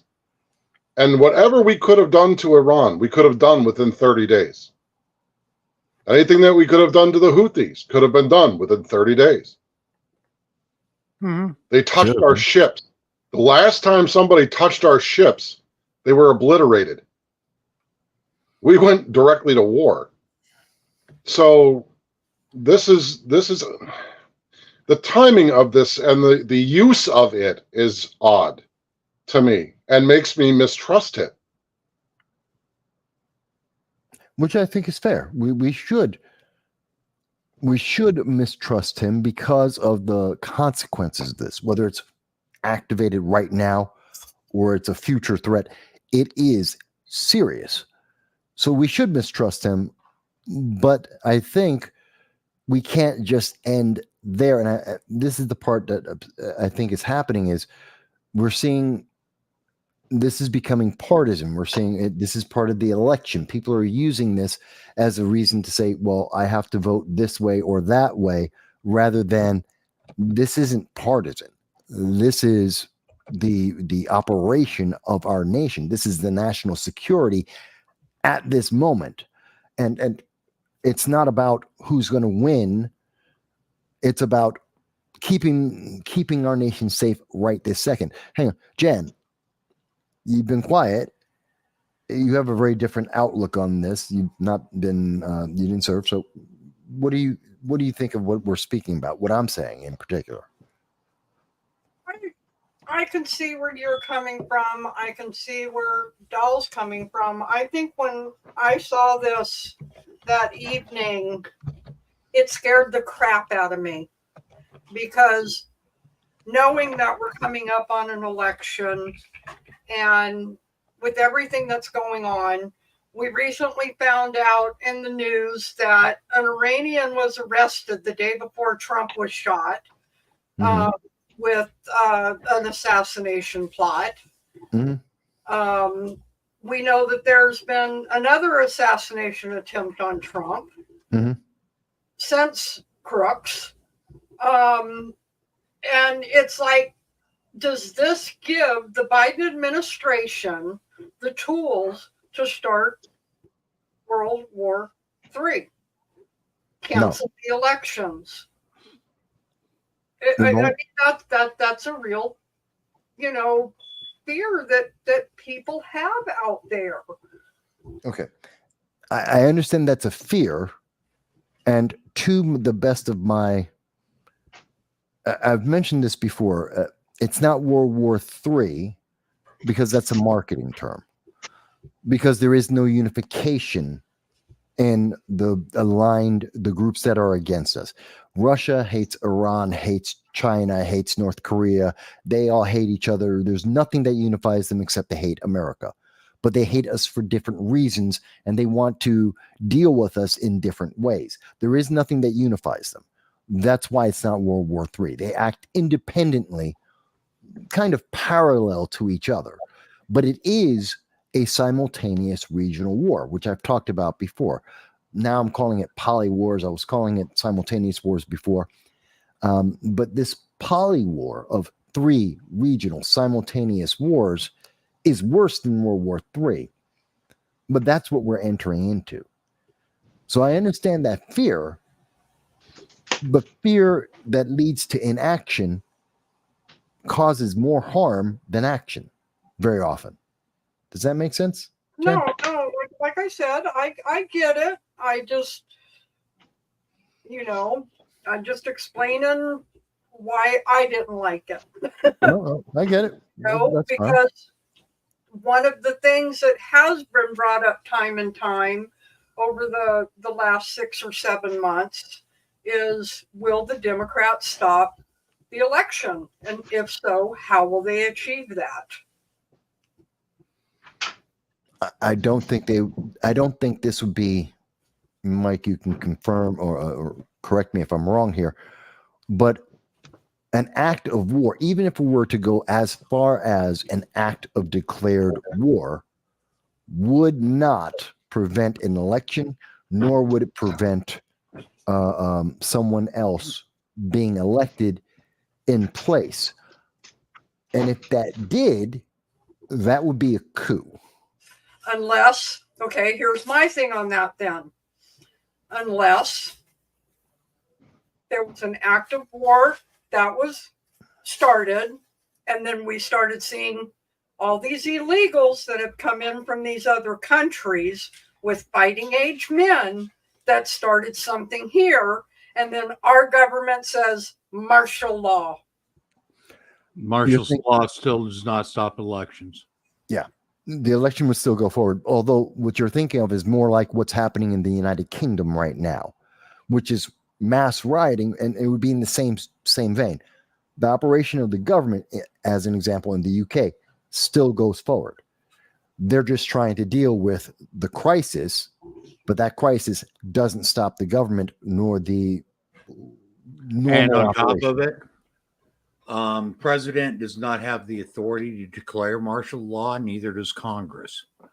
No, our government does not have the authority to declare any type of martial law in the United States.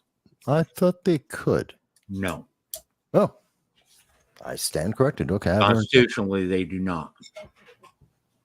So the Democrats, once again, lied to everybody all that time. They said that while President Trump was president, he could declare martial law at any time to stop the election. Nope. Can't. All right. I think we should move on. In fact, I think, And I think it's that Dahl lost his internet connection. yeah, I think it's a perfect time since leftist Mike showed up and talked about how MAGA is imploding, which No, Democrat Mike. Democrat Mike's with us in the chat. Let's go on to talk about Harris's. How do I want to put this? Harris's. Shoot, I had it in my head just a second ago. What do you call it? Stolen valor. Oh, Tim Walz. Socialist vice presidential pick. Yeah. Governor Tim Walz. You want the short version of that is, and for people who haven't seen the channel before, I served, Mike served, we're Marines. So we do have some understanding of this.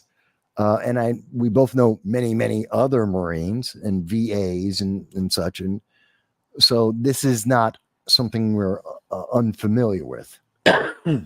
The argument Okay, that I want to chime in there for a second. Sure. I don't think you have to be somebody who served in the military or is serving to understand what stolen valor is, because I have a long line of military in my family, even though I never served.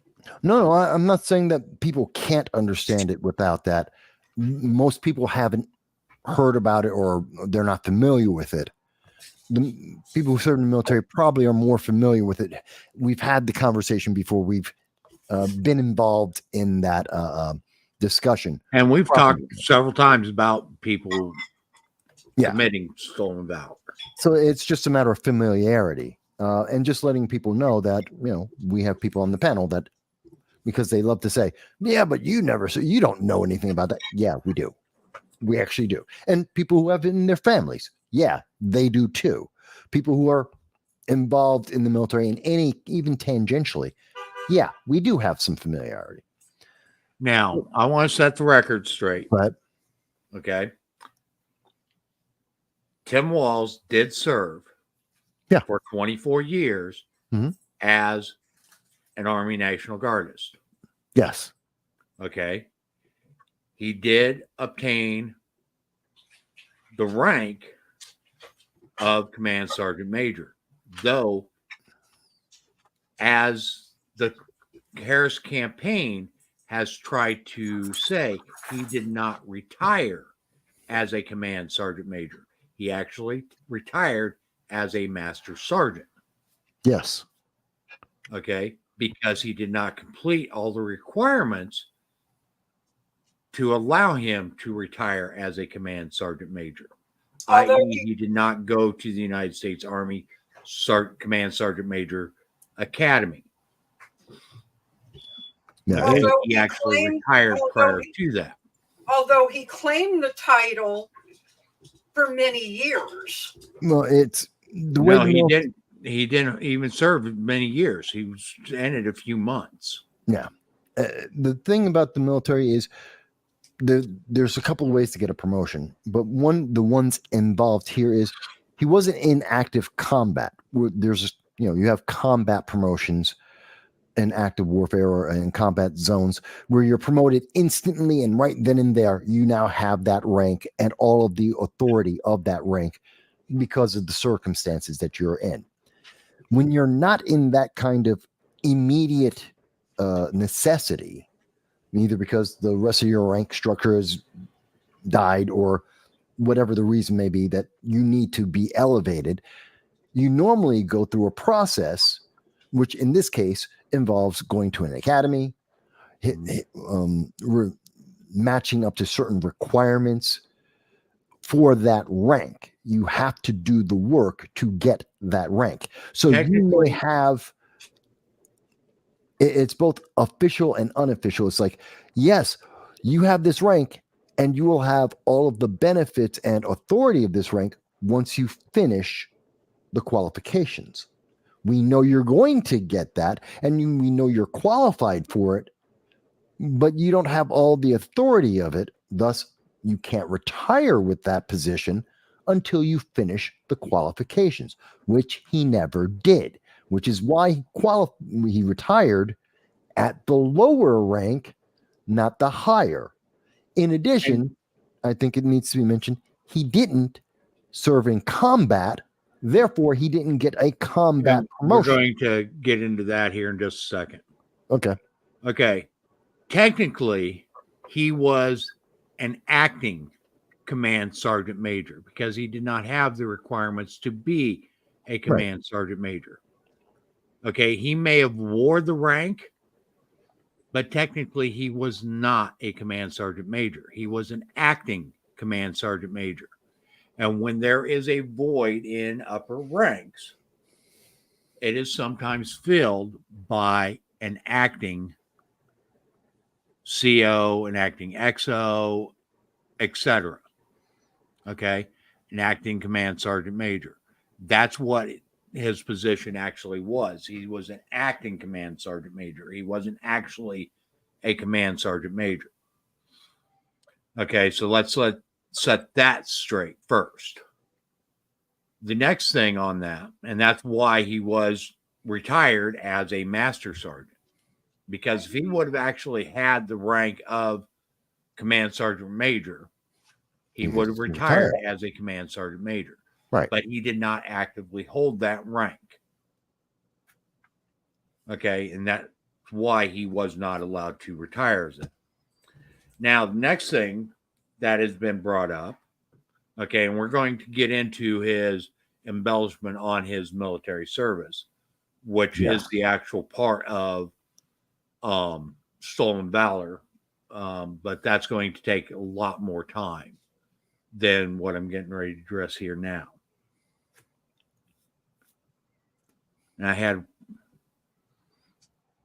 thing that was going on.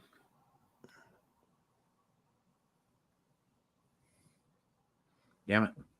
Well, That's lost my train of thought. Sorry about that. Well, maybe you'll come back up with it. The reason why I made the statement I made is because I have been watching several videos that have come out from people who served with him during the time before they were called up and when they were called up. In fact, even the guy who took his position when he retired and refused to go to war when they got called up. And in his video, he even states that when he ran for Congress, he wrote several letters to the newspapers stating that he was misquoting what his title was when he left the service. The newspaper came out after doing investigation and said, yeah, you're right, but we're not going to run any of this. Then when he ran for his position in the state for governor, again, this gentleman pulled everything back out and wrote to the newspapers and said, look, this man is lying about his service record. And again, the newspaper said, yeah, you're right. And then the next day they came out front page news endorsing him. Yeah, but that's the partisanship of it, and expecting no one to catch on. They didn't expect this story to catch as much as it has. They figured they would gloss over it and rewrite it just like they rewrote Kamala's history. And they actually did rewrite his history and his biography on their campaign website. Yeah, and that's insulting. Okay. Go ahead. I want to drop back a little bit. Okay. Now he's acting command sergeant major. Yes. Okay. So he is privy to a lot of information about troop movements and so forth that are dealing with his troop well before orders are issued. Yeah, he knew it was going. He knew they were going. Okay, because there's training and so forth that's got to be conducted prior to a deployment. Logistics, getting all the supplies ready. Okay, and getting things lined up, and that's part of the command sergeant major's responsibility. Okay, or an acting command sergeant major's responsibility, along with the CO and the XO. Okay, they knew prior to the orders being issued that there was a high probability that they were going to be deployed. Yeah, absolutely. Okay, and they were, regardless of what they say, they were gearing up for it long before they got the actual orders. They had to. Okay. So that being said, Tim Walz did abandon his troops by retiring just prior to them being deployed to Iraq. Okay. No. And he can claim that he didn't know that they were going to be deployed, but he knew. And I would add to that, Mike, because not only because of his command structure, knowing the logistics, being in part of the command structure to send people overseas, giving him that prior knowledge, not only that aspect of it, but there's just another part of it that I think is equally as important. Even if he wants to say, I didn't know, then why didn't you volunteer? He could have delayed his retirement. He wasn't forced out of the military. No. He chose to retire, which means he could have chosen to delay that retirement to serve with his men in combat. And when you put in for your retirement, you are not required to retire at any set date. No. Okay. It means that you have the intention of retiring, and if something comes up, you can withdraw that retirement request. In fact, they can mandate, because it is a retirement, they can mandate that he's enlisted. He doesn't have the option like an officer just to give up, resign his commission. Rank.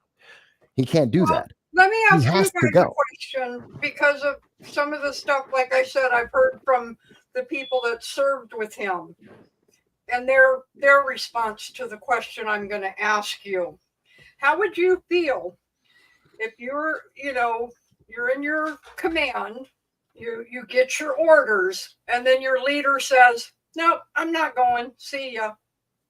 How does that make your division feel? Well, it's going to be a huge morale breaker. Massively. Okay.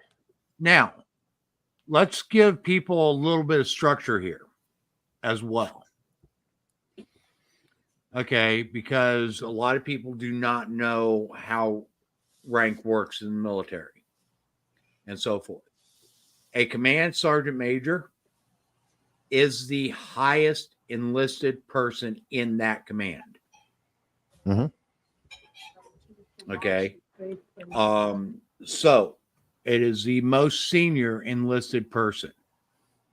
They are supposed to literally oversee and be the liaison between the enlisted ranks and the command structure. Mm-hmm. Okay, that's what the command sergeant major is. So his withdrawal and retirement prior to them going to a combat deployment is very telling about him and about what he thought of his men.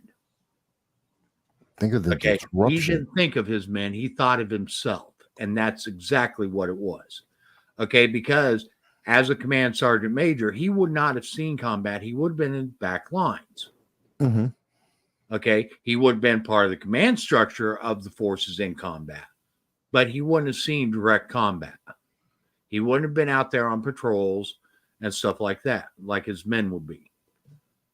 So his abandoning them before they go into harm's way is very telling. Okay. And it's also very telling. Is he going to do the same to the United States if something happens here? Is And he he going just back and he out? just got put second from the commander in chief. So these guys that are in that have served with him are probably looking at all the younger guys and being like, "Oh man, you guys are screwed." No, yeah, he's not very. To say that his actions were cowardly is accurate, An understatement. to say the least. I have no respect for what he did, because again, he chose to abandon his men, to leave them in something that he easily knew about beforehand and easily could have joined them with. And here's another telling thing on this. Okay. You do not receive a promotion and then turn around a few weeks later and announce your retirement. Not in the military, no. Okay. That's not done. Okay. So he was looking out for himself. He wasn't looking out for his troops. He wasn't looking out at anything else. Okay. And he happened to luck into running for office and managed to get some backing there. Okay. That isn't why he retired. He retired to save his own ass. No other way to interpret that. And they'll try and make it sound 1,000 ways different and say he couldn't know. And no, anyone who has any understanding of the circumstances will come to the same conclusion, for the reasons we've outlined very clearly. And I think it's irrefutable and everyone I've heard talking about this who's had experience knows the structure. Everyone has said the same thing. Everyone that I know says the same thing. Doesn't matter about your political. This has nothing to do with politics. Take your ideology completely out of it. It has nothing to do with it. This is about operation and command in the military. Totally separate of any political ideology. And it is very telling about his character and his state of mind and the type of leader that he is. And when we couple that, when we do bring back the politics and say, okay, and let's couple that with his policies, with his ideology, with his statements about the First Amendment, about defunding the police, restricting, when I say First Amendment, restricting the First Amendment from those he doesn't like, or when they say things he doesn't agree with. When we look at his defunding of the police, his support of the insurrectionist autonomous zones, especially in Minneapolis, that he allowed that city to burn $2 billion worth of damage, decades worth of rebuilding in that city, if it's ever even possible. When we look at all of that combined with his actions, these are people that he swore an oath to live and die and bleed with. That gives me the bleakest of outlooks about this man. And I'm being very kind in the words I'm using right now. Okay, now we're going to go ahead and move on to the actual accusation of stolen valor. Of what? Stolen valor. Oh, yeah, yeah. Mhm. Okay, the direct accusations. Okay, one of the things that Tim Walz has campaigned on is common sense, quote unquote, gun reform and assault weapons regulation. Okay, and one of his quotes is that the guns that I carried into war Keywords. when he never served in a combat zone should not be allowed into the hands of civilians. Okay, so there he is misrepresenting that he actually served in a combat zone. He never did.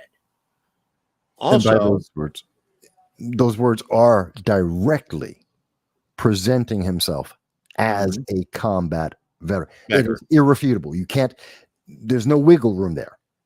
He made it clear. Go ahead. okay. Also, there are photos circulating around of him carrying banners and stuff saying essentially that he was in direct support of Operation Enduring Freedom, which again leads you to believe that he either served in Afghanistan or in Iraq, which he did neither. His support was in Turkey, Italy, and one other European country. I can't remember it off the top of my head. I don't remember. Okay. He was not in a combat zone. Okay. He's trying to claim again, or trying to embellish and make people believe that he was. Now, stolen valor isn't necessarily pretending you were in the military when you weren't. Stolen valor can also expand into saying, even though you were in the military, saying that you were parts of operations that you weren't a part of. Saying you're Delta Force when you were just a private. Okay. Or Stuff saying like that you were a part of the SEAL team. Mhm. That you're in the Navy and you're in the SEAL team and everything's classified, so you can't talk about it, even though you're a boatswain's mate.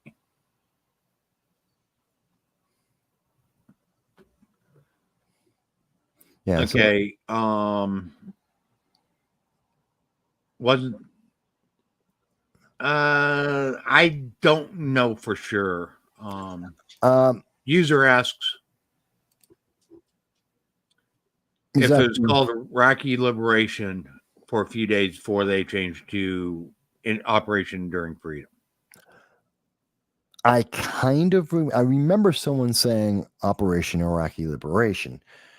It's been quite a few years since then, and name changes happen sometimes in the middle of an operation, or even afterwards for a lot of reasons. They may rename something. I do remember hearing Operation Iraqi Liberation. I believe it was, I don't know if it was an official title. It may have been something that was being used as a kind of a placeholder until they had the official title announced for the public. And I think that's more of what it was. That was the placeholder term. And then they had a new, and that's when they came up with Enduring Freedom, which is more marketing friendly. Right. So I think that's what happened there. But I can't say exactly because I can't say for sure one way or another either. Yeah. So along those lines, okay, he may have done some things while he was in Turkey, Italy, and this other country that did contribute to operations that were happening on Operation Enduring Freedom. that does not mean that he was in direct support of Operation Enduring Freedom. Okay. And his portrayal that he was is a falsification, and it is stolen valor. Mm-hmm. Leading someone to believe that you were in combat when you weren't is stolen valor. Yeah. Okay. Plain and simple. Very direct. It's very, very direct. And he knows this. He knows Okay. this. And he's been called on the carpet about it many times, and he's avoided scrutiny of it until now. He just ignores it. He blatantly ignores it because it's like, what are they going to do to him? Prosecute Okay. him? Yeah, okay. Now, it is a federal crime. Stolen valor is a federal crime. Okay, but the thing is somebody's got to prosecute it. Merrick Right. Garland isn't going to be the guy. No. He's not going to do it. No, because that'd be political suicide. Yeah. And they've already anointed him just like they anointed Kamala.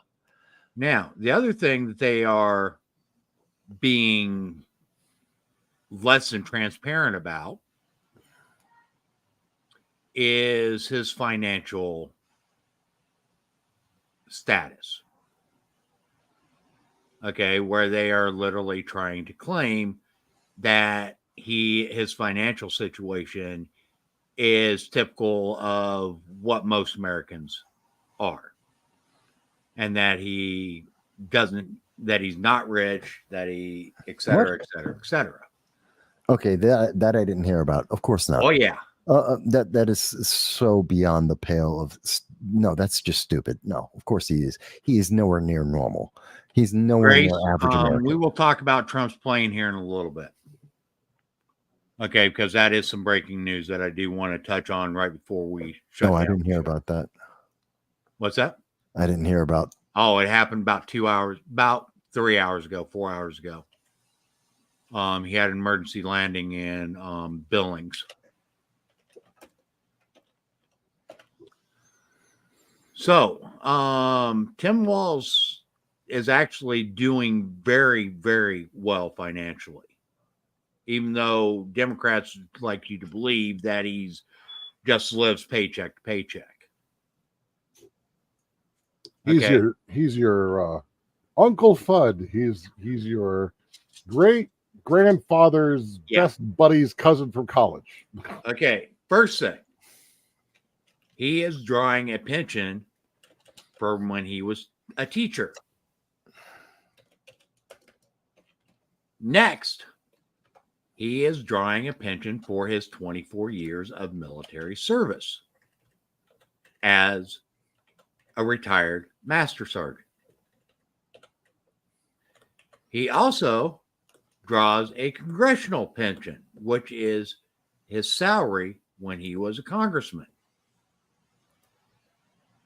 And now he is also drawing a government or a governor's pension for when he was governor.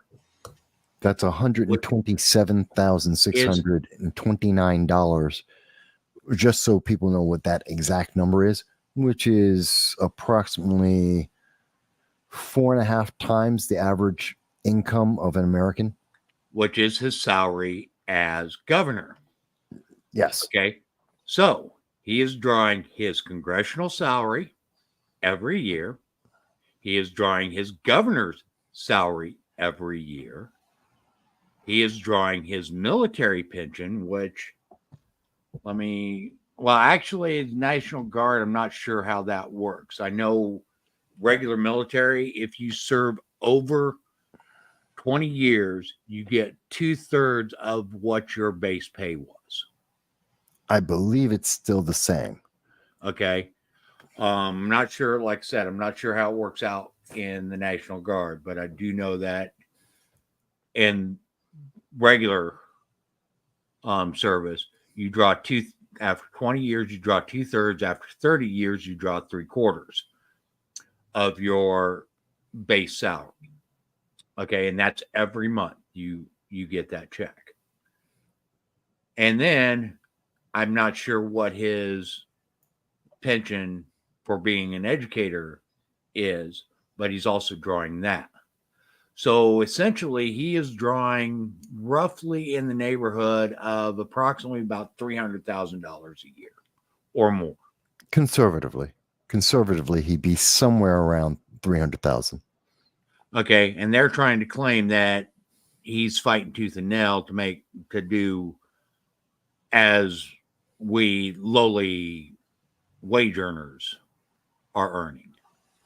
No, I gotta say, if that's the case, it is possible that he is so inept with his finances and balancing his budget that he's in financial distress, and therefore he's like the average American. But that means he's inept and has financial distress, which means he's unqualified. And if he's drawing over $300,000 a year and can't own his own home and is in debt and a bunch of other things that they are claiming, then he does not have the financial sense to operate a government. Sure.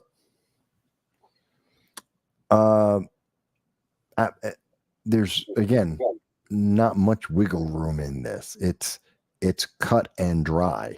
He's getting the money. That's confirmed. Okay.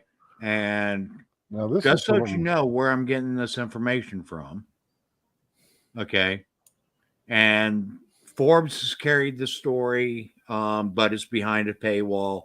So has a Market Watch also, and it's behind a paywall. Let me share this with you guys. Now, this is from a foreign source. Okay. It's marca.com is where this is coming from. Okay, Tim Walz' net worth. How much money does Harris running mate and Minnesota governor has? Okay. So he has multiple faceted background that contributes to his financial standing and net worth. As a politician, educator, and military veteran, his career spans several sectors, each influencing his income and financial profile. Okay. He had a Bachelor of Science degree in social science from Chadron State College in 1989. Later obtained Master of Science in Educational Leadership from Minnesota University in Mankato in 2001. Okay. And he had a teaching career. And while he was serving in the Army National Guard. So he was pulling in his teaching career and earning towards that retirement. So with his teaching career and that, 24 years in the National Guard, where he rose to the rank of Master Sergeant, he has those two income streams. Now, when he was in the House of Representatives for 12 years, he earned a congressional salary of $174,000 per year.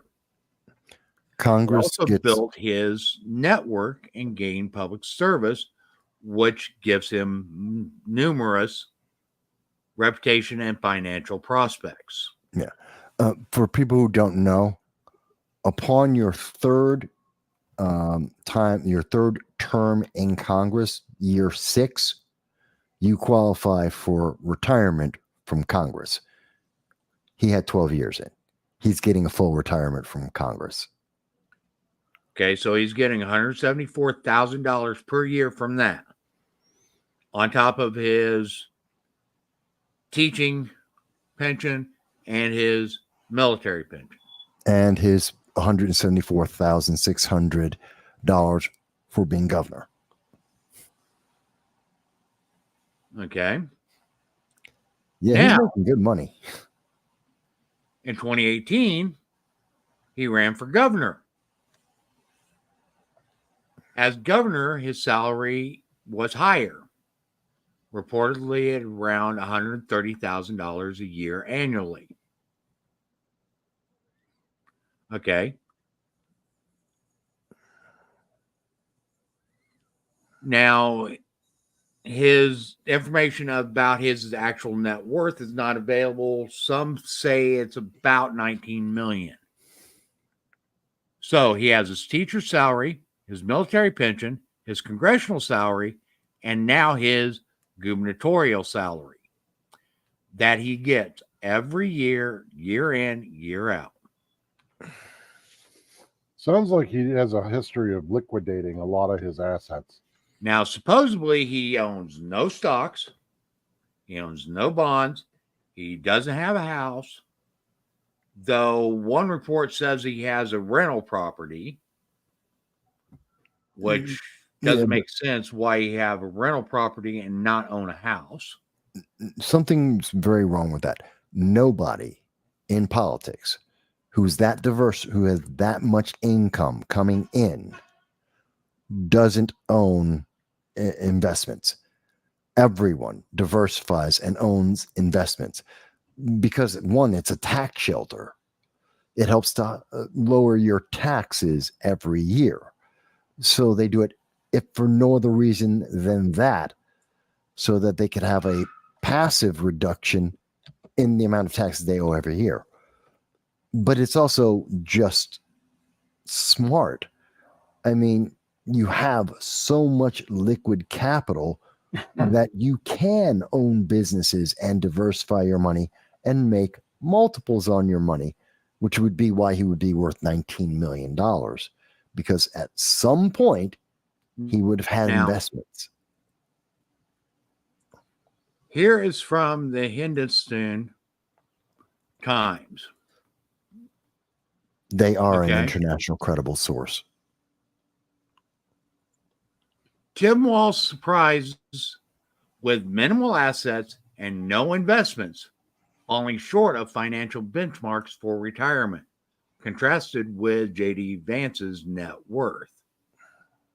Tim Walz, Minnesota governor and vice president candidate, is notably the poorest among his peers, with a net worth falling below the average American's reports.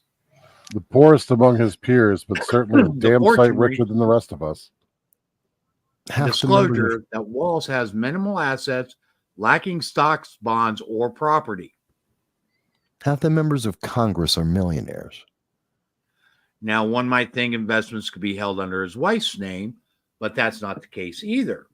With this, many have come to terms with the fact that the all-American working man demeanor might not just be an act. The report also highlights a stark contrast in the net worth compared to Trump's VP pick, J.D. Vance.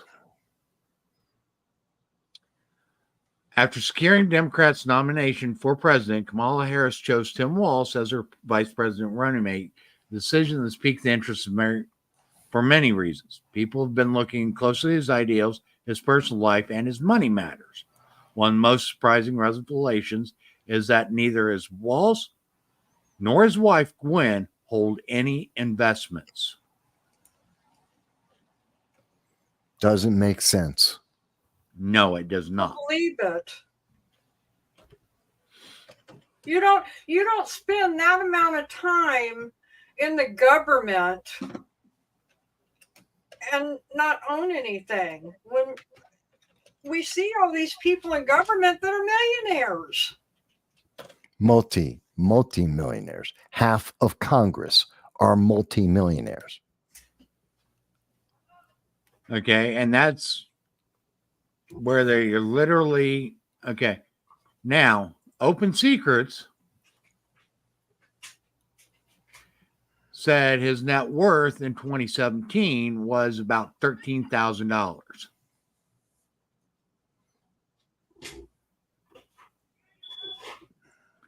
So let me show this.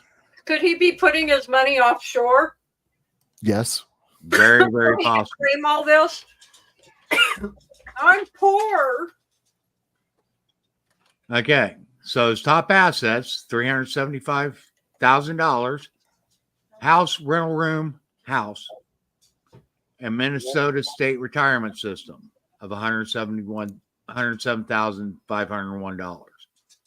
Okay. Estimated net worth of blank. Okay. So this is after his retirement in the military. They don't say that. Okay. Which he gets that every year. Doesn't talk about his teacher salary. But this would be prior to his gubernatorial. Well, now that he's a part of a federal ticket, he's got to do another one. He's got to do another disclosure.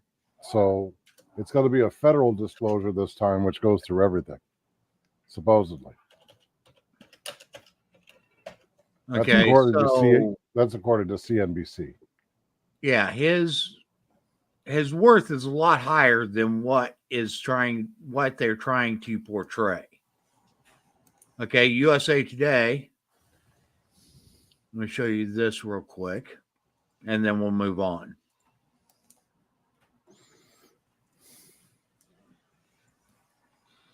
Tim Walz is working class cred. No stocks, no bonds. He doesn't own a home. Tim Walz's personal finances are something of an anomaly. Yeah. In presidential politics. He has no investments, no bonds, no stock holdings, no real estate, and he does not currently own a home. The limited financial portfolio of Walz, who is Vice President Kamala Harris' running mate, speaks blue-collar pedigree that attracted Harris to the Minnesota governor and former sixth-term congressman. Okay, they don't talk about his pensions. And if he doesn't have any stocks, bonds, or any type of investments, I don't buy that. It would be financially stupid. His accountant would be screaming at him every year because it doesn't make any sense. He's liquid far too much cash, and he is in far too influential a position not to do that, because there's a reason. As a matter of being worried about blackmail and political security, that's one of the reasons why a lot of these people have their money tied up in investments, in blind trust that theoretically, at the very least, are supposed to lock up the money and keep it at arm's distance from them while they serve in Congress or in elected office. Having liquid cash like that would make him more susceptible to corruption and schemes of corruption. And we're talking about someone who's making, literally, we're talking at least $300,000 a year. Not according to his tax returns. You know what? You can make your tax returns look like you have a good enough accountant. What was it? Apple paid zero in taxes because they lost money theoretically. Here's what they're claiming. Okay. Walz 60 and his wife, Gwen Walz, reported earning $166,719 in 2022, according to federal tax return that year. The couple's most recent tax filing made public most of the income, $115,485, came from Walz's salary as governor, while $51,234 was earned by Gwen Walz's salary as educator, which she lists as business income. The couple paid $24,062 in federal income taxes. Here is where they aren't telling the full story. Military pensions are untaxed. Congressional pensions are untaxed and non-reportable.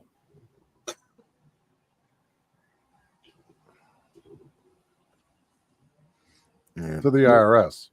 You'd have to disclose it on a federal form for candidacy, though, wouldn't you? I don't know. It depends on. Notice the key wording there. I got to jump off in a second, guys, but the key wording there is earned income. If you go back, you'll say he earned an income. Yeah. And that's because his only active job is governor. They didn't mention his passive income, Right. which would be his retirements. So that's part of the game that the wording, it's a wording game that they're playing. But I know we've been on for about 2.5 hours. Normally I can stay on, but I just got called away by family. So I just got to take care of something. Yeah, we're going to wrap this up. All right. But let me jump. I just got to jump right now. But I thank everyone for all the comments. Love all the comments. Thank you, everyone, for who is watching. I think we had another 100 people watching the live stream on a Friday night. Thank you for spending your time with us all. My camera just died too, so it's like everything's happening at once. Let me let you guys go, close it up, and I'll see you guys next week. Okay? Have a great weekend, Michael. Good I night. hope everything's okay. All right. Okay. We did have one other thing. What was Let's that do one? it.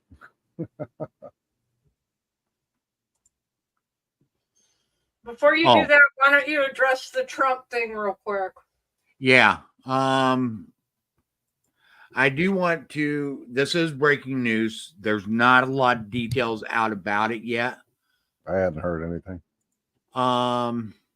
But Trump's plane did divert in Montana. He is on his way to a rally in Bozeman, and he had to divert his landing into Billings due to a mechanical issue. Okay. Airport officials confirmed to CBS News. The rally was in Bozeman to help a candidate that's running there.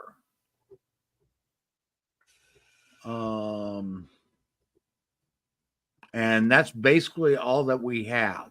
It said that Trump's plane landed without incident, and details of the mechanical issue have not been confirmed.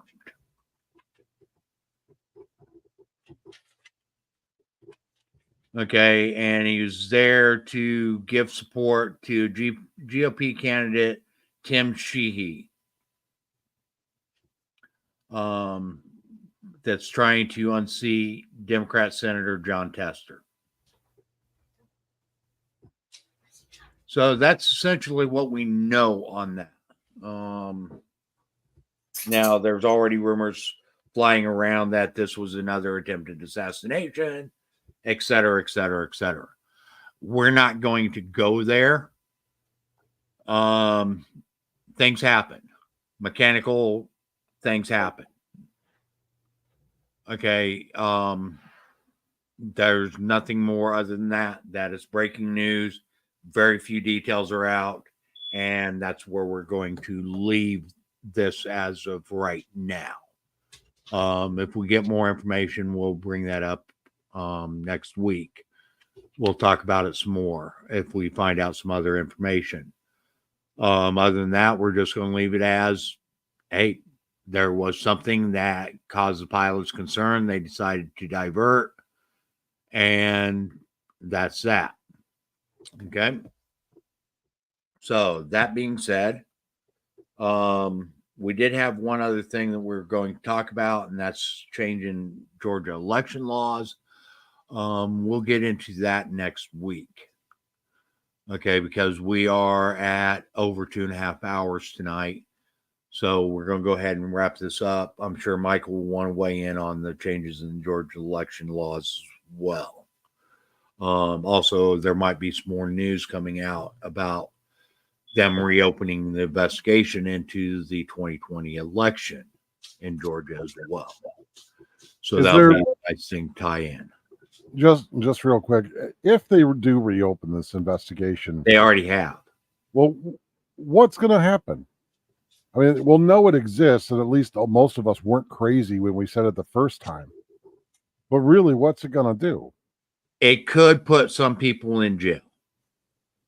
Well, if that happens, that would be a positive. There have already been some calls for that. Okay. Now whether or not that will happen, I don't know. But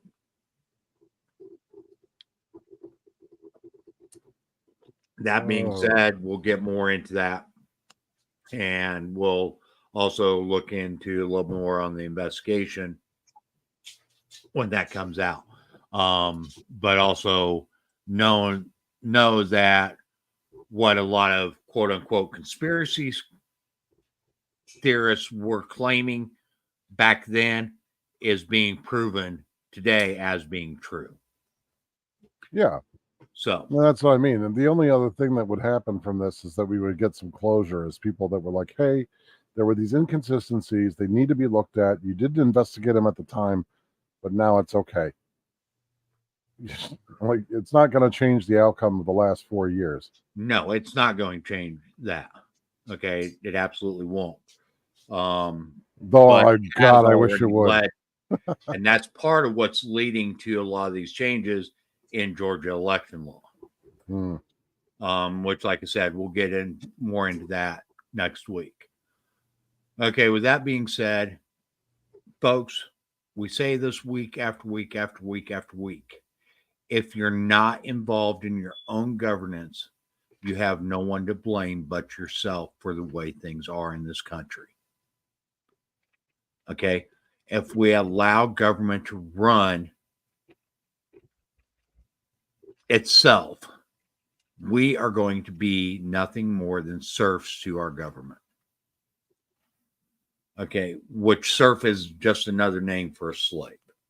And that is literally what they are trying to force us into.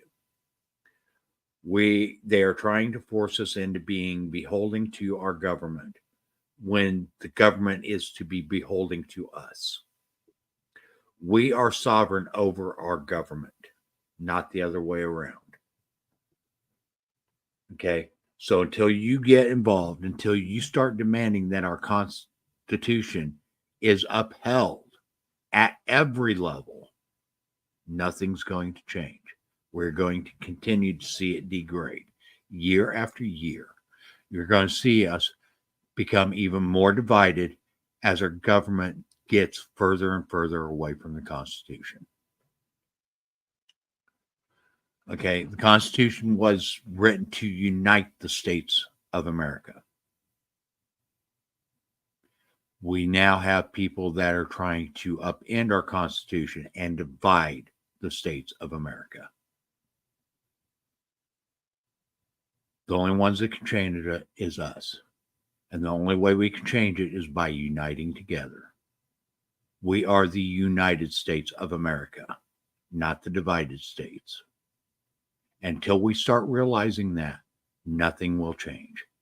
Our government will run roughshod over us, and we will lose more and more rights every election season.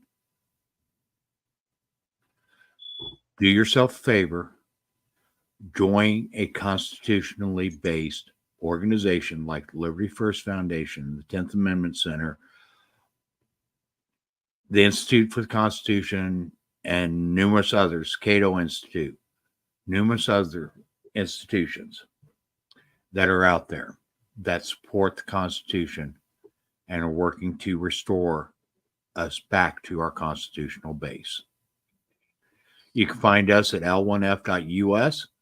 There you can become a member and you can help support us. What we do here is not free. Okay, it costs us money. Anything that you can help us with, like becoming a paid member, helps us continue to do what we do. None of the money goes into our pocket. It goes to help us pay for stuff like our website, help us to extend our reach and to reach more people. But we can't do it without you. Okay, we are here every Friday night. However, this is going to soon be changing. Starting September 4th, we will be going to Wednesday nights at 7 p.m. Until then, we're here every Friday night, 9 p.m. Eastern Time. starting September 4th. We will start at 7 p.m. and we'll be on every Wednesday night. Thank you, everybody, and we will see you next week. Have a great week, everyone. Good night. Good night.